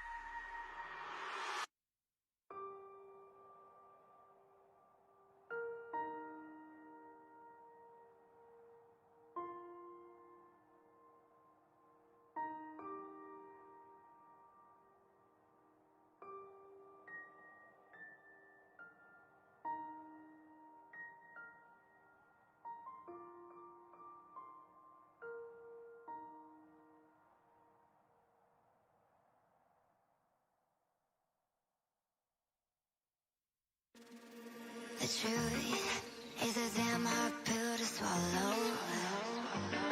I'm reaching out, but all I feel is hollow. I wanna make you work, but all I do is make you worse. The truth is a damn hard pill to swallow. Don't you wanna come on over? Don't you wanna work it out? Don't you wanna love me better, love me better, love me now? Don't you wanna fix our problems? Baby, I can show you how. Don't you wanna love me better, love me better, love me now?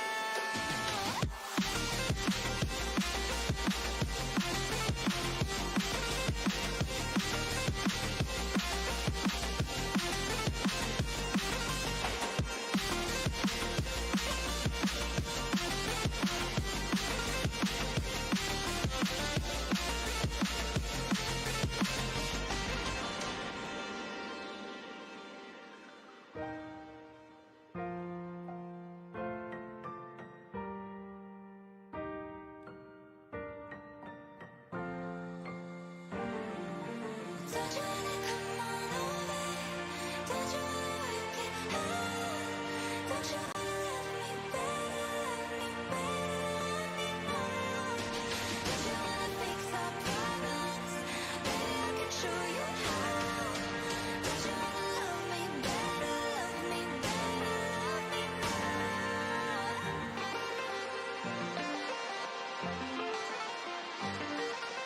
Don't you wanna love me better, love me better, love me now?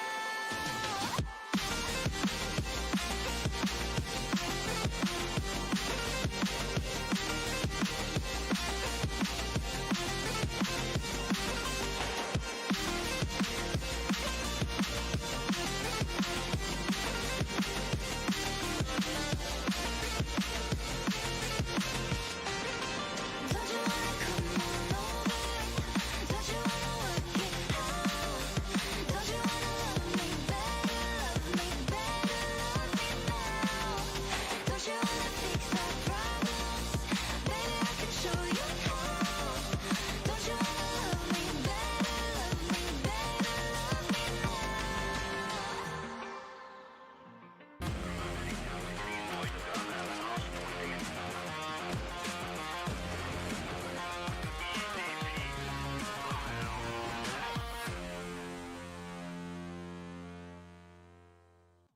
Welcome back to the Legion Africa Cup, brought to you by Legion by Lenovo. We are about to start our second and final match of the day, but before we do, let me remind you guys one more time about the $50 that is up for grabs to be added to your Steam wallet. All you have to do is either post a clip from the broadcast or you can go and vote for your favorite team. And while you're there, why not check around for some other offers? You never know what you could find. All right, so analysts, we just left from the break talking about experience versus raw talent. So Sammy, you told me that experience beats raw talent no matter what. Am I correct? Yes. And Tox, what is your idea on that? Do you agree with Sammy or do you have any other thoughts? I mean, it's tricky. Like raw talent can be deadly, can be they can win over experience, but the usual case is experience wins because experience know how to basically lock down raw talent. So you have a combination of the raw talent and a little bit of experience. That's the best combination there is. Like if you look at teams like Navi and everything, like Simple, he's a crazy player. Like he's one of the best players in the world, if not the best for years. But he hasn't won anything major from. So only this year and the last, he's been like Team Navi has been winning games, but before that, he used to struggle, even though he's really insane because he used to play teams that were more experienced. Let's say they have better synchronization. So that's where he got the right team with the right experience, and then they have the raw talent and the experience, and then they became explosive. So this is, adding to Sammy, and I agree with his point. I feel like if you have a combination of that, then that's it. So a little sugar and a little spice makes everything nice. Yes. That's what we need. We need a balance of everything, and then that's what makes the perfect team. Yes. All right. And the Well, Powerpuff Girls. and that too. That is what I was referring to. Thank you. Let's check out our regions and let me remind you guys where our teams are playing from. They are from South Africa, Kenya, and Nigeria. Now, once again, these are regions that we have not seen too much internationally, but hopefully making this tournament, Legion by Lenovo has provided this platform for our teams to be able to show themselves globally, to show the world, listen, I'm here and I'm good at this. Notice me. So here are the playoffs. Once again, let me just remind you the game that we did have just now before the break was Vybn Esports versus ATK. Vybn Esports taking the win. And coming up next is Bravado Gaming versus Gp2 Aim. And the reason that I really wanted to stress on the experience versus raw talent is because I believe GP2 Aim is very new to the esports scene and we don't know too much about them, so we can categorize them under the raw talent. However, Bravado Gaming is a team that we've heard much about. It's a team that from day one, you guys have been telling us that they are a team that we should be worried about. They are a team we should be looking out for. So in this case, do you think that Bravado Gaming has the upper hand no matter what? True, they have the upper hand, not only because they are an old team, but they're really experienced. Now, one of the things in CSGO is about experience. I've noticed that many years in my CSGO career, when I have played, the experience always beats talent. Whether they are new talent or old talent, I don't know what they are referring to now these days, but talent always never beats experience. But there is one exception we can make. If the talent is actually guided by a really experienced player. Tox, back then, I used to be a raw talent. I used to play against him a lot. They were really not even practicing, but they had really rich experience in the game. They even traveled to Spain. His team traveled to many countries and played abroad. So I used to play against them. I used to lose. Why? Because experience always taught me that it really wins against raw talent. So this is one of key factor. Bravado here. They have the experience to actually reach. They have played in many finals in the past. So they are experienced. They have the pressure. They know how to deal with the pressure, whether it's a 1v5 in the finals. So I think they have the tools to actually play against Nasser in the grand final, and they can give a hard time to Nasser in the grand final. Well, I'm very happy and I do respect that you do admit your mistakes, and that's how you get better as a player. That's the first thing that you have to admit in order to proceed in your esports career. So hats off to you, Sami, for giving to Tox that upper hand. You have to give the credit, to be honest. Where it's due, you have to give it. Tox Exactly. was a remarkable, legendary player. Should I leave now? I always say feel that. I feel like it's getting a bit heated between you two. Should I No, leave? it's not. It's not. No, it's not about heated. It's the fact. You need to speak facts. I speak facts most of the time. Tox has been in the scene for longer than me. He's a guy that we look up to. The person that we look up to in the gaming scene. He's been there. He's literally been there in CS:GO and 1.6. So to learn from him was an honor, as I said again. Our analysts, ladies and gentlemen, we are so happy to have you guys here, and it's indeed our pleasure to have you analyze our tournament. And unfortunately, I have to give you a bit of a bad news on based on what map we're going to be having. Tox, would you care to guess, venture a guess? I mean, first letter should be starting with Inferno. Indeed, Inferno is the next map that we're going to be seeing. I'm not sure what's happening. Maybe there's a glitch in the matrix. We keep seeing the same map over and over again. But unfortunately, it is indeed Inferno, the map that everyone wants to play, the map that everyone supposedly knows how to play, if I'm not mistaken. And here on the screen, we have their logos, Bravado Gaming versus GP2 Aim, the experienced versus the raw talent. I don't believe we have too much to add on this map, but if there's anything you just want to get out of the way before we start the game in regards yeah. to Inferno. I think you're gonna ask me why Inferno. So basically, Inferno, we know that everyone's comfortable, but as Tok said, it's really tricky map. But so far, we have seen the Infernos in the South African, Kenyan, and Nigerian scene. They were not really close affairs. They were like mostly one-sided. I want to see the heat. Where is the heat of Inferno? I It's on want the to see- analyst desk. That's where the heat is. No, It's between in you game. guys. In game, I would like to see a really close 8-7 first half with a round by round trade. Overtime, maybe. It's a map everyone knows, but I don't know why it's always going to one-sided affairs. I would really want to see a really close match in this game. So Sami wants the heat. Talks, what do you Yeah. want? Give me one word. I mean, we love the heat. We're in the Gulf, basically. That is We true. love the heat. We were born in the heat. But I just want to mention that no matter, even if the players are not experienced, or let's talk about Bravado here. The organization itself is a very rich organization. Rich as in they have the experience, they have the knowledge. I'm not talking financially, and that means they have the resources to back up a team, to maybe give the knowledge, the right knowledge, and the right guidance to the players. So that's why it's really important as an organization to be professional. I feel like GP2 Aim might be an amateur organization. Maybe they're just a bunch of friends. So that's where sometimes. But the tricky bit is that when I used to play back in the day, and we used to play against these mixed teams, these are newcomers. We used to be really scared because you have no idea what to expect, especially that if you have never played against them, you don't know the players, and this is where the element of surprise can be surprising. So hopefully we see something like that. Well, here's hoping that we see the unexpected, and we have to go over 2 goals in lighter to start our match. Take it away, guys. Welcome back. Final match of the day. It is Bravado up against Gp2 Aim on Inferno. Gp2 Aim on the CT side with goals. I don't think that's going to help them. This feels like another David versus Goliath, but we'll have to see. Let the game unfold. But it's going to be another thrashing, right? I have to say so, unfortunately. I mean, as we tune in, look at that dirty shot coming from Slowy. And again, I mean, just to pick up what you were putting down there, absolutely. Bravado Gaming, of course, just a huge titan of an organization here that always feel the best CSGO rosters. They had a little bit of time without one, and they've chosen to get back into the scene. Love to see it. And they've got one of the teams that is one of the best in the country here, for sure. And it's brilliant to see. The Des spoke about them a lot. Of course, both of us having been on Bravado as well, Tools, certainly a name to be reckoned with, and GP2 Aim, certainly the raw talent here, or just the underdogs for sure. And right now, yeah, we it used to be one of those cases. Oh, where's the minimap? There we go. I think I'm heading towards B.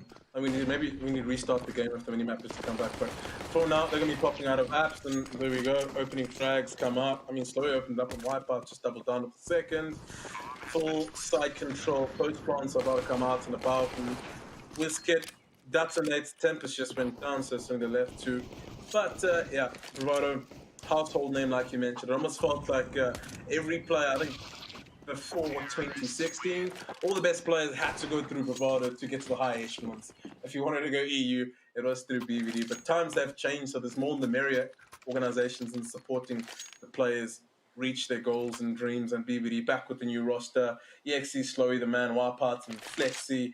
You guys all know their names. I think EXE and I'd say maybe Wipeout, the newer players in the scene, probably the last 2 to 3 years have popped their heads up and having better and better individual performances that's landed them on this roster. Slowy needs no introduction, but a full eco round from GP2 Aim. Yep, and slow and steady here for Bravado. They take banana control. They kind of just wait for any sort of aggression coming from the CT. He's going to just poke a prod and try and just look for any sort of information as to where they could be stacking, or if they could be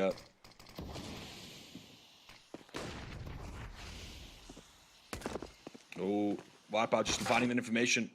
Here's a little bit of a push. Gets taken out as well. Surely they know that this is where the stack is. We see it's stacked. Oh, he's stacked, and the man kind of feels it. You can see him backpedaling just a little bit. Now, they're gonna be walking back. Yeah, that's when you know. That's when you know. Man's just on some frags. He's taken up a detonator, but they still proceed into B regardless. I guess they probably didn't have map control elsewhere.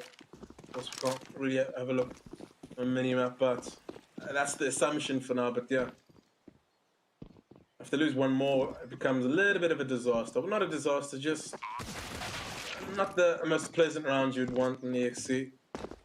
He's got the money max 10, so he's going to be picking up some gold. I think it's like 600 gold per kill, so some good bank, some bonus money. And I'm assuming that he'll be keeping this max 10 into the next round if need be. In fact, there's a galley underground he can pick up, so at least the rifles can be retrieved. And there we go, taking on the board for Bravado Gaming. Guys, we will shortly be heading into a tech pause just to sort out the radar.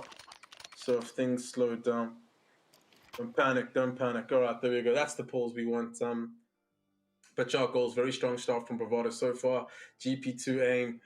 They need to start. They need to start now. They need to start early. It's a best of one. So if things don't go right for the first 7 to 8 rounds, you almost already feel deflated, wouldn't you say? I mean, absolutely. I think I respect for Gp2 Aim, and they're going to give it all they've got. But ultimately, yeah, it's a tall mountain to climb. You must understand Bravado is certainly coming in here to win this entire thing, or to go up against like NASA, I believe, who's waiting on the other side. But I mean, they're a strong team. They're a top 2 team, top 1 team. If you look at the scene the last 6 to 12 months, so yeah, certainly a big titan, a mammoth in front of them. And yeah, you kind of, especially if you Bravado Gaming as an organization, you kind of expect your team to perform at this point and to dismiss this team pretty easily. But yeah, I mean, GTP, this is a perfect time to learn. One of the things that I was, when a long time ago, when CS was still kind of developing in the region, one of the problems that I had was like there was no way for you to regularly play against this top opposition. And sometimes it's cool to kind of stay out of that top league, but every now and then you want to get a good battering and bruising so that you can make sure that you know where you stand and you can actually prove your mettle. And for me, when I used to play, I thought the best thing was when I finally got to that level where I was making the LAN with the top 8 teams or whatever, like I was actually playing against the best, holding my own against the best. That's when I can actually, start taking what I'm doing seriously. So this is the baby steps for that. I mean, obviously an online version, but this is what's lovely about tournaments like the LEC, the Legion Africa Cup, giving all teams from all these different regions an opportunity to get that experience that they otherwise might not have had. 100%. I mean, if you think about it, more of these tournaments just allow lower level teams to get their own limit test. They get to see what they feel like up against the best of the best. And right now, I think Bravado, right now, the second South African in terms of the prior leagues last year, how the year finished. So you could definitely say pretty much the final. Looking at their routing, they're not going against. I mean, it's dynamic up against Goliath in the second round of the playoff stage, and for Bravado it'll be Vybn. It'll be Vybn, yeah, in the second stage, third stage, I'd say. So we got Vybn, Bravado, we got Goliath, dynamic. Just to get into the semis, if you think about it. And on the other side of the brackets, we've got, I think, Royalty, your White Rabbit Gamers, etc. So this is going to start heating up soon. But again, it all starts here. Bravado on the T side. You start picking up rounds on the T side, you get double digits. You're pretty much in a roller coaster, and you can put your legs up and let your hair down from then on. But GP2 Aim, I'm pretty sure they're aware of the task that's ahead of them, and they'll be heading into this round fully focused. Absolutely, Bravado going to kick things off here with some not under control. The Molly's going out. Response from the CTs is pretty much standard as well. You see a little bit of a 2-1-2 split here coming out of the BBD boys. Already got quite a deep player towards this apps position in the form of Flexi, and now they're going to look to clear out the spoiler area. And pretty sure once they're done messing around up there in Bravado, they'll come and take this area of the map. You do see a smoke separating left side of middle. First frag goes the way of GP2 Aim, though. They get a pick in that Milan area. Now they're going to have to peek up middle. Taking pot shots. It is the detonator that does quite a bit of damage. Able to get one as well. And Strix eventually falls back. Oh, it's the man. He tries to push through the smoke there. This is a bit uncharacteristic from Bravado Gaming. You'd say a minute left. Players are pushing smokes. They're just kind of losing picks across the map, and it's forcing other players on the other side to also make mistakes. It's GP2 Aim around here for sure, but don't count them out just yet. Wipe out Plexi. Certainly capable of doing this. It is a 2 versus 2 if you look at just the B side here.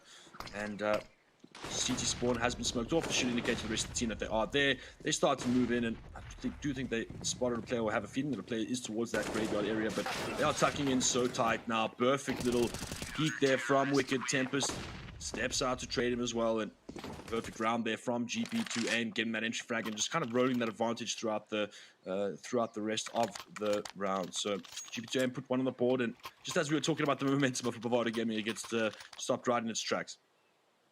Yeah, 100%. They got a bit impatient over there towards Banana, just trying to test the edges, test the limits to see what GP2 Aim actually have in store and how individually skilled they are really. So I think from then on, they'll start, I think, taming themselves down a bit and coordinating their attacks a lot more structurally, I'd say.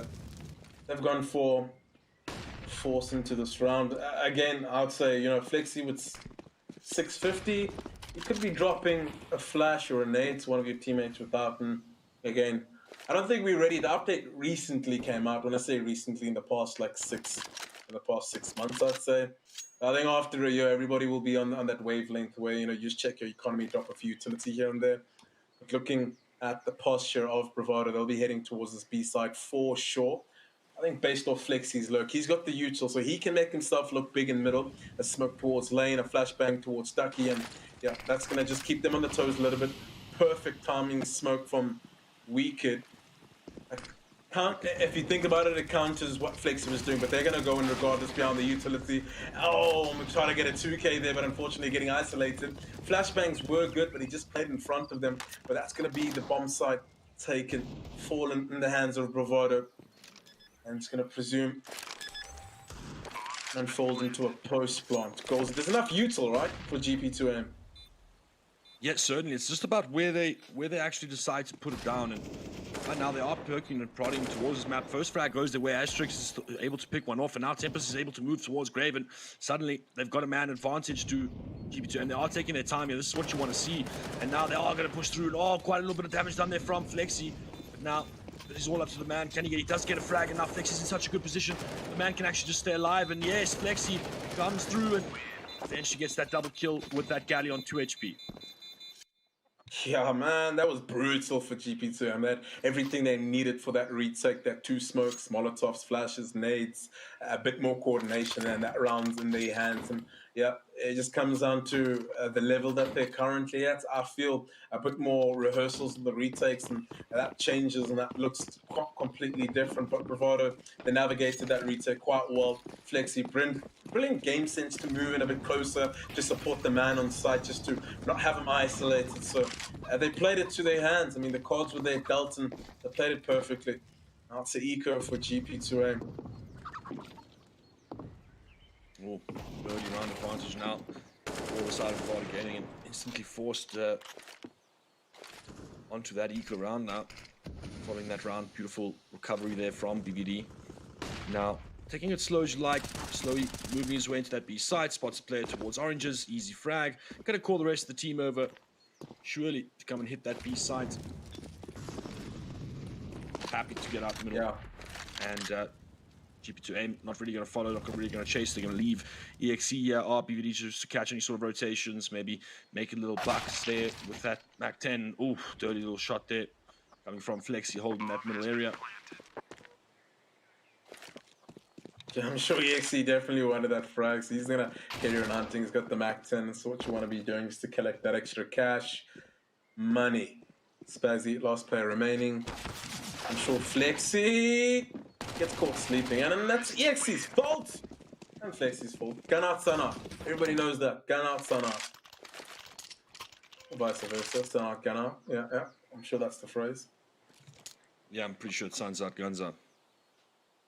Mm-hmm. They got money now. At least they can purchase up and have another battle against this. Okay, right. But guys, we got the radar back. We got the radar back.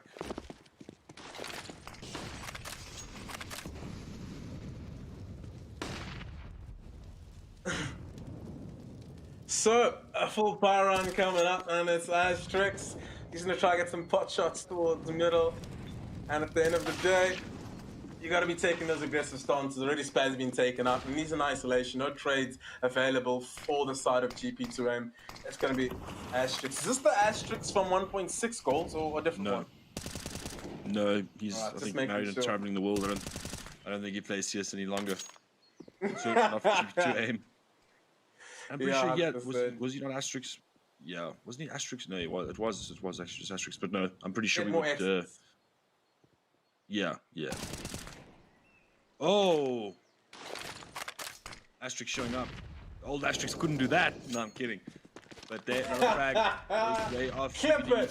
It is a 4 versus 3 situation now, and they've got their A sides again. They are smoking it off towards that mono area.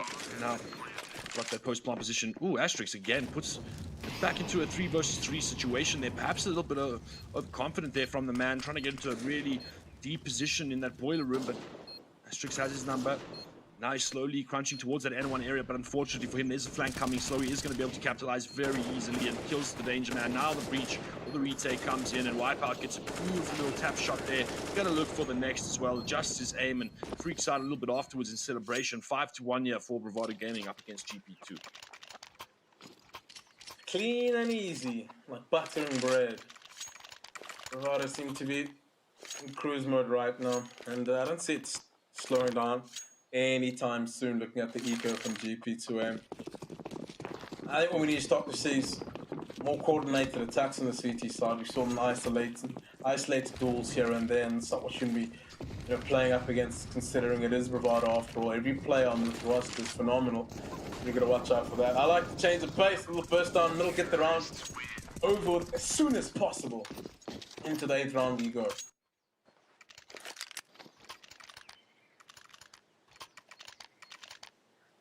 Yep, solid stuff coming out of BVD. I really like the idea there from GP2 Aim though. I like it when teams decide to just do something together on the eco rounds. I mean, even if it looks like an absolute slaughter like that, sometimes you end up with like a crazy favorable scenario, especially when you have a little bit of util to work. You'll kind of reactionarily just take some sort of zone with maybe like one flash, but the whole team's there. You can maybe pick up 2 guns and turn the round around. But otherwise, I'm a big fan, and Bravado Gaming now just keeping things stock standard, spreading out very, very well across the map here. Very passive, not really bursting anywhere, waiting for this initial util to be expanded by the CT so that they can eventually move up middle, move up banana, and then hit a site. But right now, Gp2 Aim holding solid, 3-2 apiece here, keeping their defenses honest. Bravado playing it nice and slow, methodical, using the clock to their advantage, taking control. The flash of that pop, but Flexi has all on his hands and he wins it out. A nice jiggle drive by headshot, good crosshair placement. All 5 players from Bravado are walking up middle ever so slowly. Sure. Yeah, but right now, Communications going through and plans are being made, and moving into towards this A site play setting, and put the other numbers just not in their favor. Isolated is Asterix by his opponent, and save, insta save. Everybody run away. Get back, Yep, boys, surely. get back.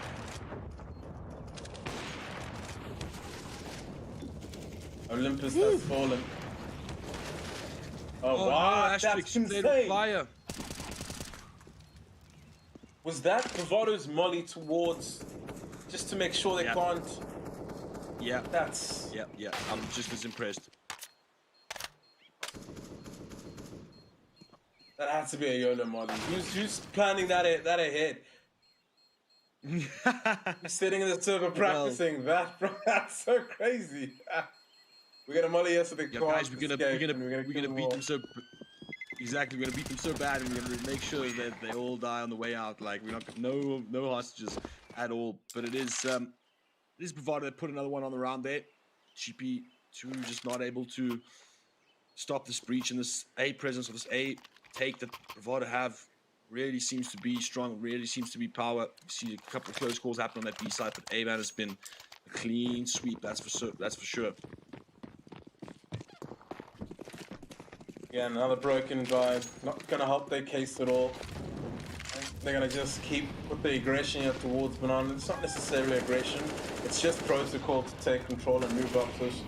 And that's gonna become easier for them to make some plans later on in the round with all the control that they have. Then, yeah. And if you're spectating, you pretty much want to be learning at the moment and how the flow of a round should be going.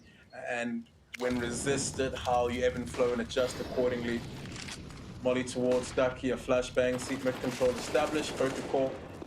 And a lotto shot from, yeah, I was about to say, sheesh, it was EXC, it was Flexi.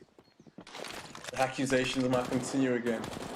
Oh, and Asterix lets them slip out. This is going to be the easiest B crunch of their lives, Tempest.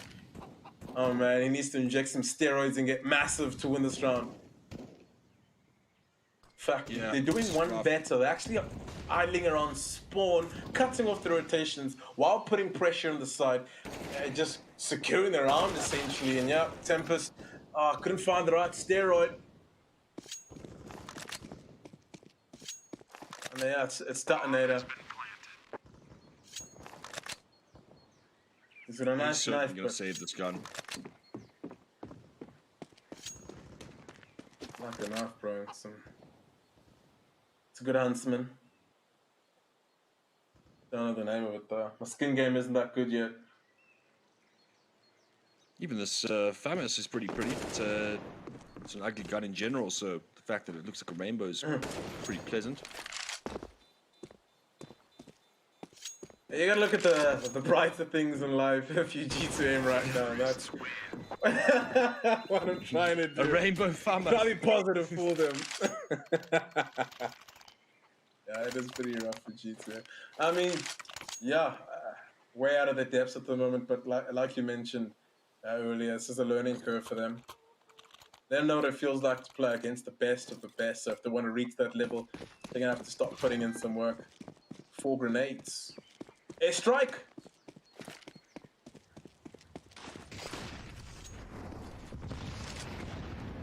Massive airstrikes, but only the man gets tickled down to 18 HP slowly. Quite a bit of it, but it's not much of a muchness. There we go, really mid-control. As soon as you hear 3 grenades coming down, Banana, instant adjustment towards the A side, wrap around, cut off the rotations, and there we have it, the A side. A bow and a ribbon. Yep, easy as you like there. Again, not much invested into this round by Gp2 Aim, but if they're going to make it stand in this match and have any sort of hope of an upset, they really need to start performing from this point on. 9 rounds on the T side already for the favorite team is certainly going to be something that they're going to be very, very comfortable with. I'm sure they're just padding their stats at the moment. Enjoying it. Casual ride down memory lane, and yeah, you start to see them warm up like this. It gets scary. 13 for 3. Flexi putting up some decent numbers. I'm not too sure if he's the top fragger. We'll have to see when we pan across the rest of the players. But another buy round for Gp2 Aim. Yeah, this is it, boys. Do the loads work. Remember your training. And battle hard. Asterix. Does he have the AWP? Yeah, alright, let's just see what kind of squad. Oh, the grenades. Oh! And he gets a lotto shot, and that's what you want. I think 7 times out of 10 you're going to be getting a lucky spam or lucky shot. No, what? Tempest. He recovers from the sleepy head. He was dorsing and he got caught. You know, the adjustment. Slowly, a bit of a whiff there, I'd say, but no ways to have the A-site like this. It's Wicked. He needs to recover. But it's going to be a hard contest up against Flex. He's been putting up some good numbers, a decent performance thus far. Wicked. He even missed the option to catch off the rotator in or the bomber. So I think he's going to just play off the retake, let the teammates rotate and exercise a bit of discipline for now. I assume he'd wanting to be wrapping around. He's going to be joined by his player. Do they have a kit? I'm not too sure. I'm going to have to just observe because Tempest or Asterix, they got a few kilometers to run. They have the utility Molotov, so I want to see how they choose to utilize them. A flashbang to clear the angle towards lane, but it's Wipeout and Bike just dodging and weaving between angles. And oh no, EXC picks off one arm of the attack, but there's 2 more apps and lane.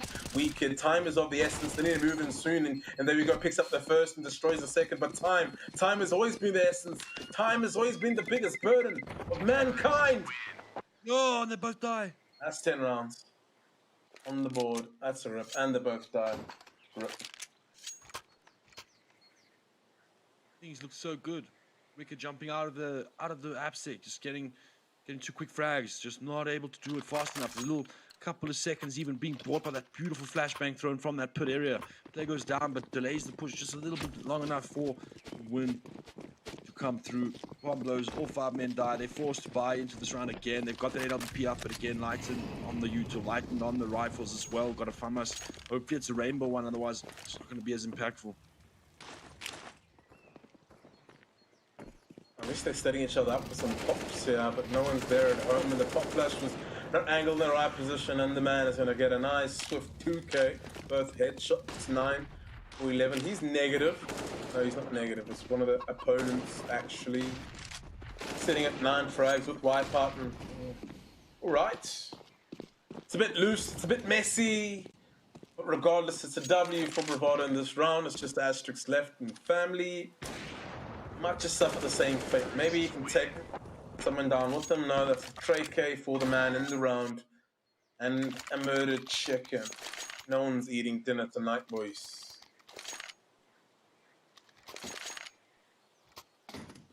Yep, and now Gp2 Aim. They're gonna have to just buy like pistols and some armor here. Not invest much into it. You can see that they've just got like a nade, a couple of deagles. Oh no, they're buying. They're buying. No, it's a mixed buy. I think things are falling apart here. They've really spread it quite well amongst the team there, but I'll stack it towards that middle area together. Stock standard stuff coming out of Bravado Gaming now. That banana control. Wipeout waits for that flash. He's able to punish the player as he's trying to retreat. Corrects perfectly, and 2 quick frags there towards B, and this can prompt the rest of the team to kind of join them, and there's no real reason to be separate at this point. They're going to get together and just to execute on the site. They understand that the CTs have got little to nothing to work with, so why not just clump up as a group and get the objective of planting that bomb. And GP2A, man, perhaps time to start talking about that next round, figure out what the game plan is going to be. They do have quite a spread on their economy. They can afford an AWP, but they are going to have a player that's going to be super light. Oh my god, what is that? The detonator, get out of here. What is that? Oh wow. Oh wow. That was a body shot, but still, oh wow.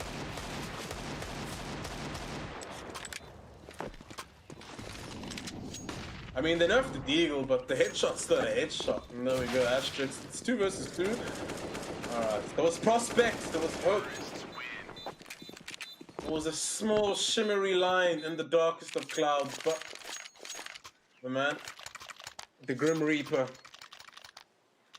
denies them 12 rounds on the board, and yeah, they're running away with it. Yeah. More of a crashing than the previous game, it looks like, and on top of that, it's on the T side.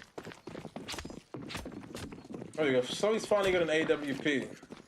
He's been stingy with showing us his prowess this matchup. He's been stingy. But we finally get to see it. The man has to navigate through the fiery flames and slowly. Not much of a show with the walk, but he was surrounded with immense pressure, a lot of fire, and the A side, there we go, battered. Swole, about to say if he got the second there. Would have been tasty. Wow, look at the bomb though. Why is it there? I guess the round was a bit quicker than they expected to. Double back for the bomb, and that was a bit careless from Flexi, I'd say, but he's okay, he's okay. 12 rounds up, you're allowed to let your hair down. Be a bit more liberal about how you want to play the game, and this could be potentially a round for GP2 Aim with Tempest. Spidey sensors start to tingle, but there's no Spidey sensors. It's only a headshot delivered to the back of their head, and that's the 13th round for Bravado. And yeah, not much more to say about this game. Rinse and repeat from the previous matchup, and right now it's just up to GP2 Aim individuals to step up and impress me. Maybe some multi-kills here and there. They get a highlight frag, surely. Surely something. If anything, if you don't take the map, just take a highlight reel. No, I would. Yeah, boys, give me the ult. I'm running down middle. What? No, what?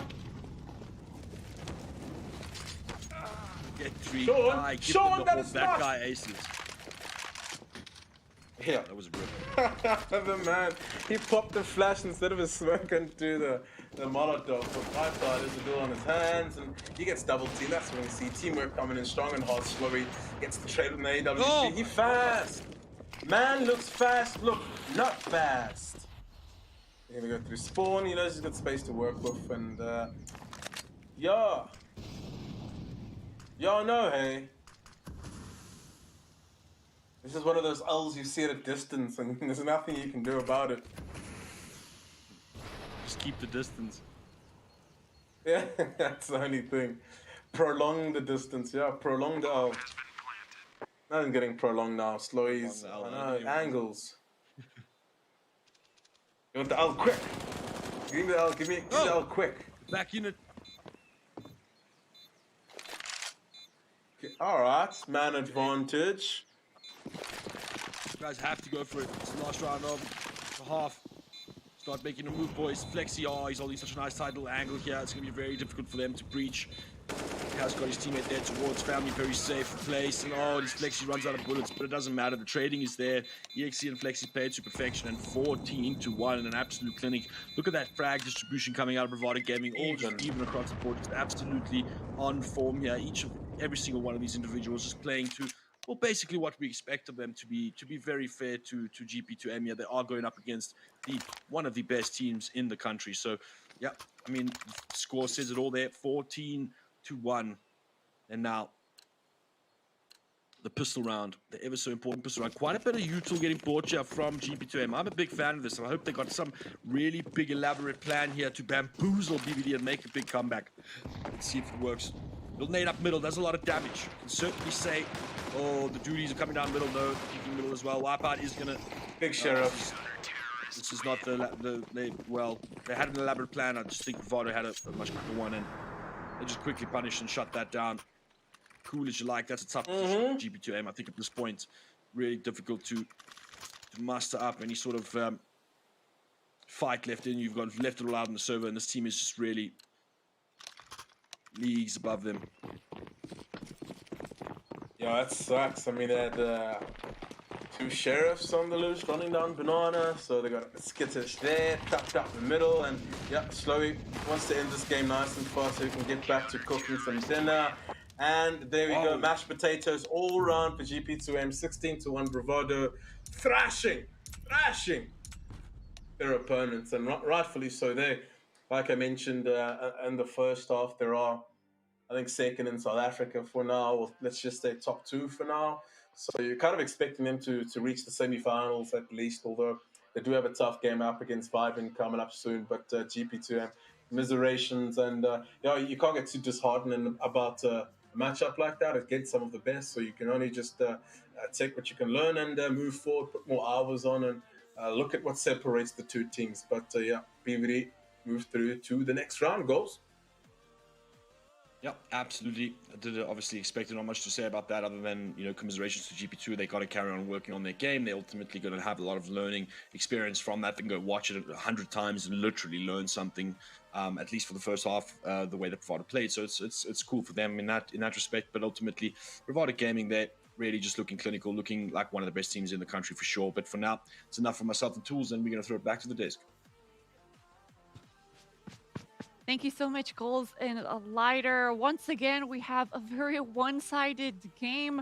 And I don't know if we expected this. Did we expect this? Because we didn't really have time for the prediction. But I think you guys are going to tell me now, yeah, we thought Bravado was going to win. Of course we did. But before we get into that, let me remind you guys one more time about the $50 that is up for grabs to be added to your Steam wallet. All you have to do is go on gaming.lenovo.com. You can either post a clip of the broadcast or you can go and vote for your favorite team.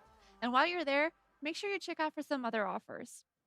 All right, so Bravado Gaming got the win against Gp2 Aim, the more experienced players, would you say? I'm a bit shocked at this point of the tournament where we're already at the playoffs. We should be getting closer games at this point. How come we're still getting games that are complete sweeps? What is going on here? Is it something that Bravado Gaming is doing too well, or is it that Gp2 Aim is lacking in a lot of places? Let's not deny the fact that Bravado, dominant performance by them. However, regarding your question, should we be seeing close games? Right now, it's in the round of 16. So you could be seeing actually some teams that were having an easy ride in the playoffs and then reaching the playoff. So right now, we filtered the easy teams.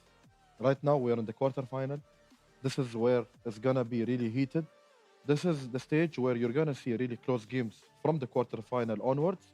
So I would say the round of 16, you're going to see a bit of easy games, but after the quarterfinal, you will not see any easy one-sided games. So are you telling me starting from next week when we start our quarterfinals, we're going to be seeing close, tight games, perhaps our first overtime game of the tournament? Perhaps, yes. Maybe in the semi-final, you could see an overtime.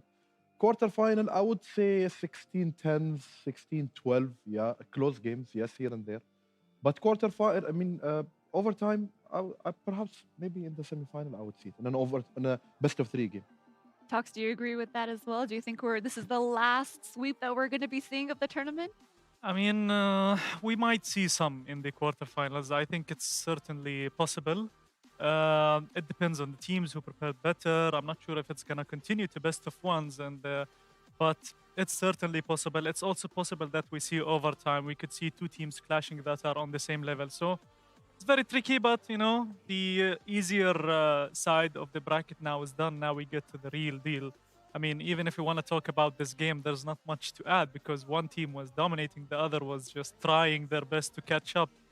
Team Bravado had everything: control, synchronization, teamwork, flashes, utilities, anything you want in CSGO, they had it and they deserved the win. I would say, even if it's a 16-1 loss for GP2 Aim, keep trying. We've lost 16 O's a lot of times, but what matters is you learn from mistakes and hopefully come back. Definitely respect to both our teams here, and we're super proud of both GP2 Aim and Bravado Gaming for giving us good CS.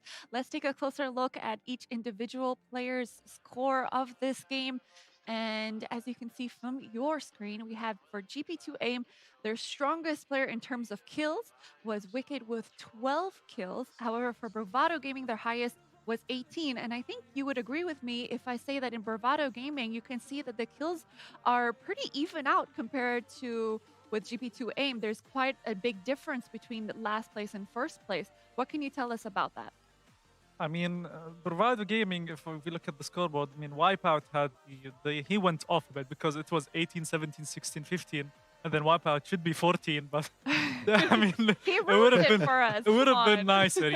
But that just proves that Bravado Gaming are not a one man team. They are a full team. They're playing together as a unit, and that's very important moving forward, because if that one player you're relying on has a bad day, then the whole team just crumbles. So this is a very important point for Bravado Gaming.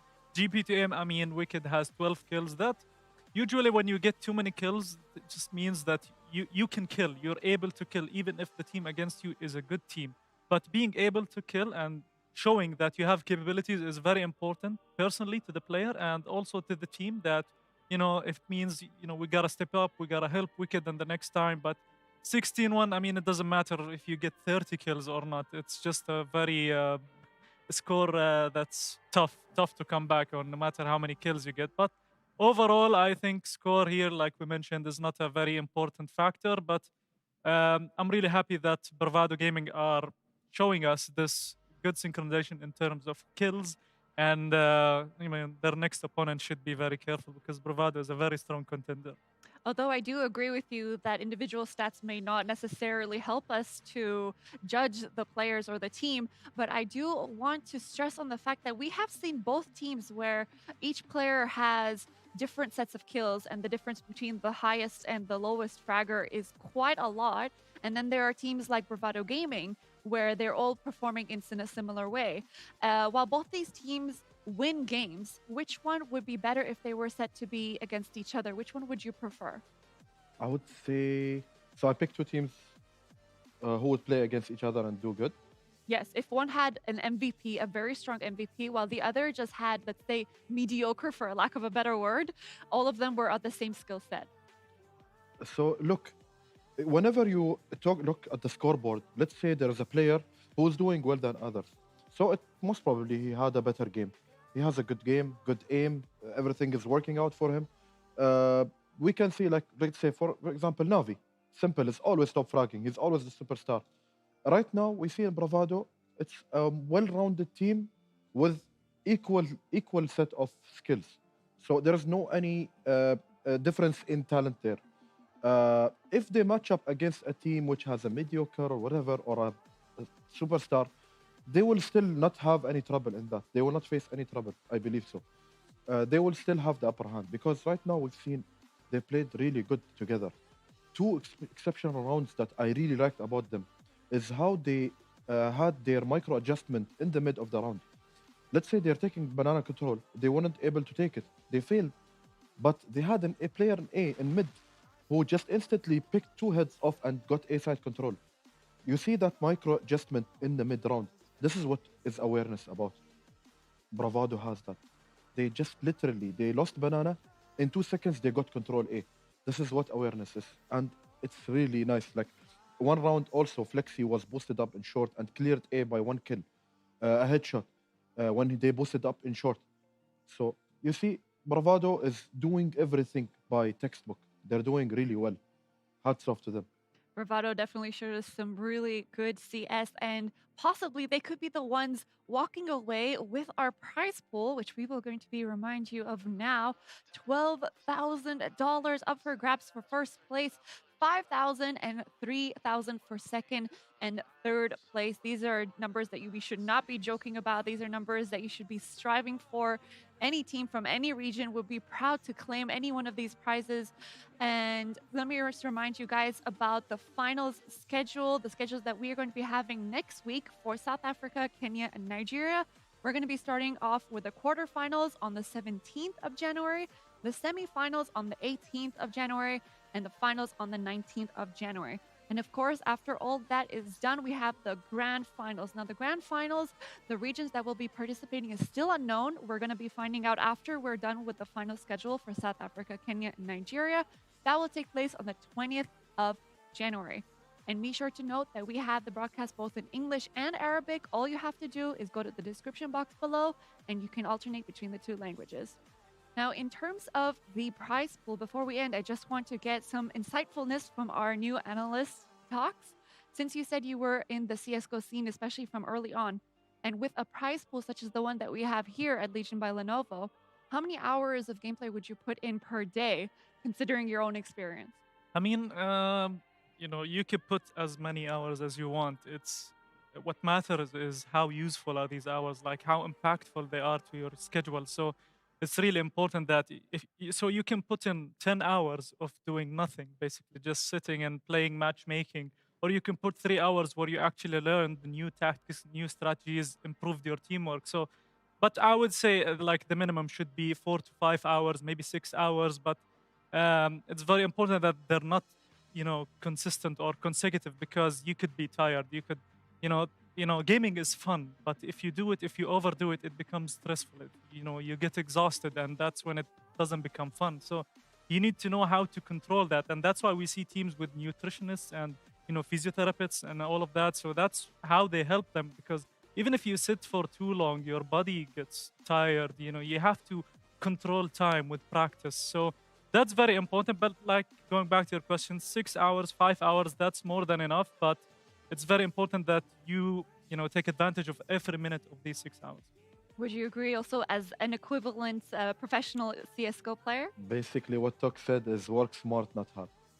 5 hours, 6 hours is very much enough to actually practice. But if you're utilizing this time correctly, doing the amount of practice, like let's say you finish a map and then you do a 15-minute review on what went wrong, because after every map, you can't just spam games and then review. You need to actually review after each map.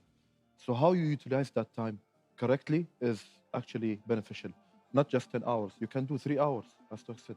3 hours is also enough. Well, before we end, I do want to motivate our players and the teams that have qualified to go to the finals so far. Is there anything you can tell our players and motivate them for our coming final schedule? Good luck. Don't be pressured. Always have the confidence in playing. Don't actually overthink it. Just play. And remember to actually use the time that you're playing in as a learning phase.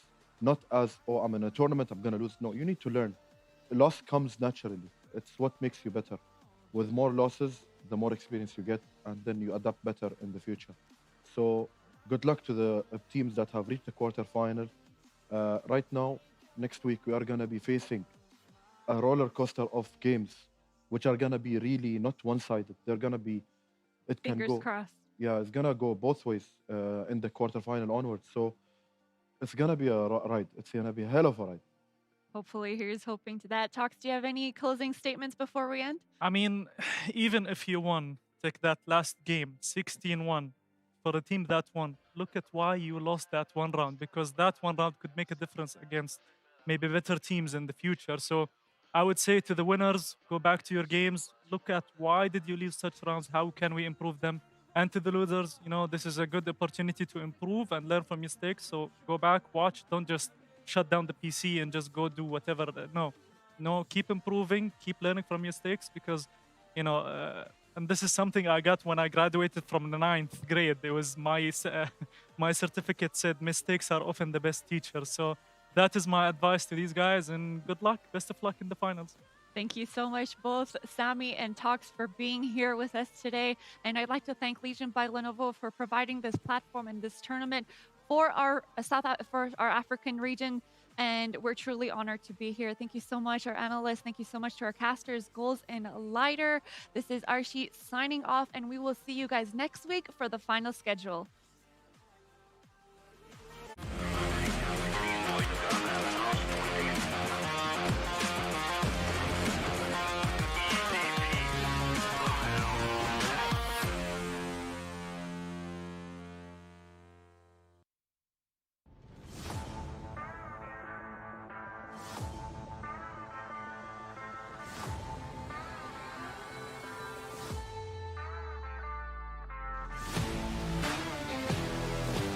This here, the smoke exists. He doubles up. Can he get the triple?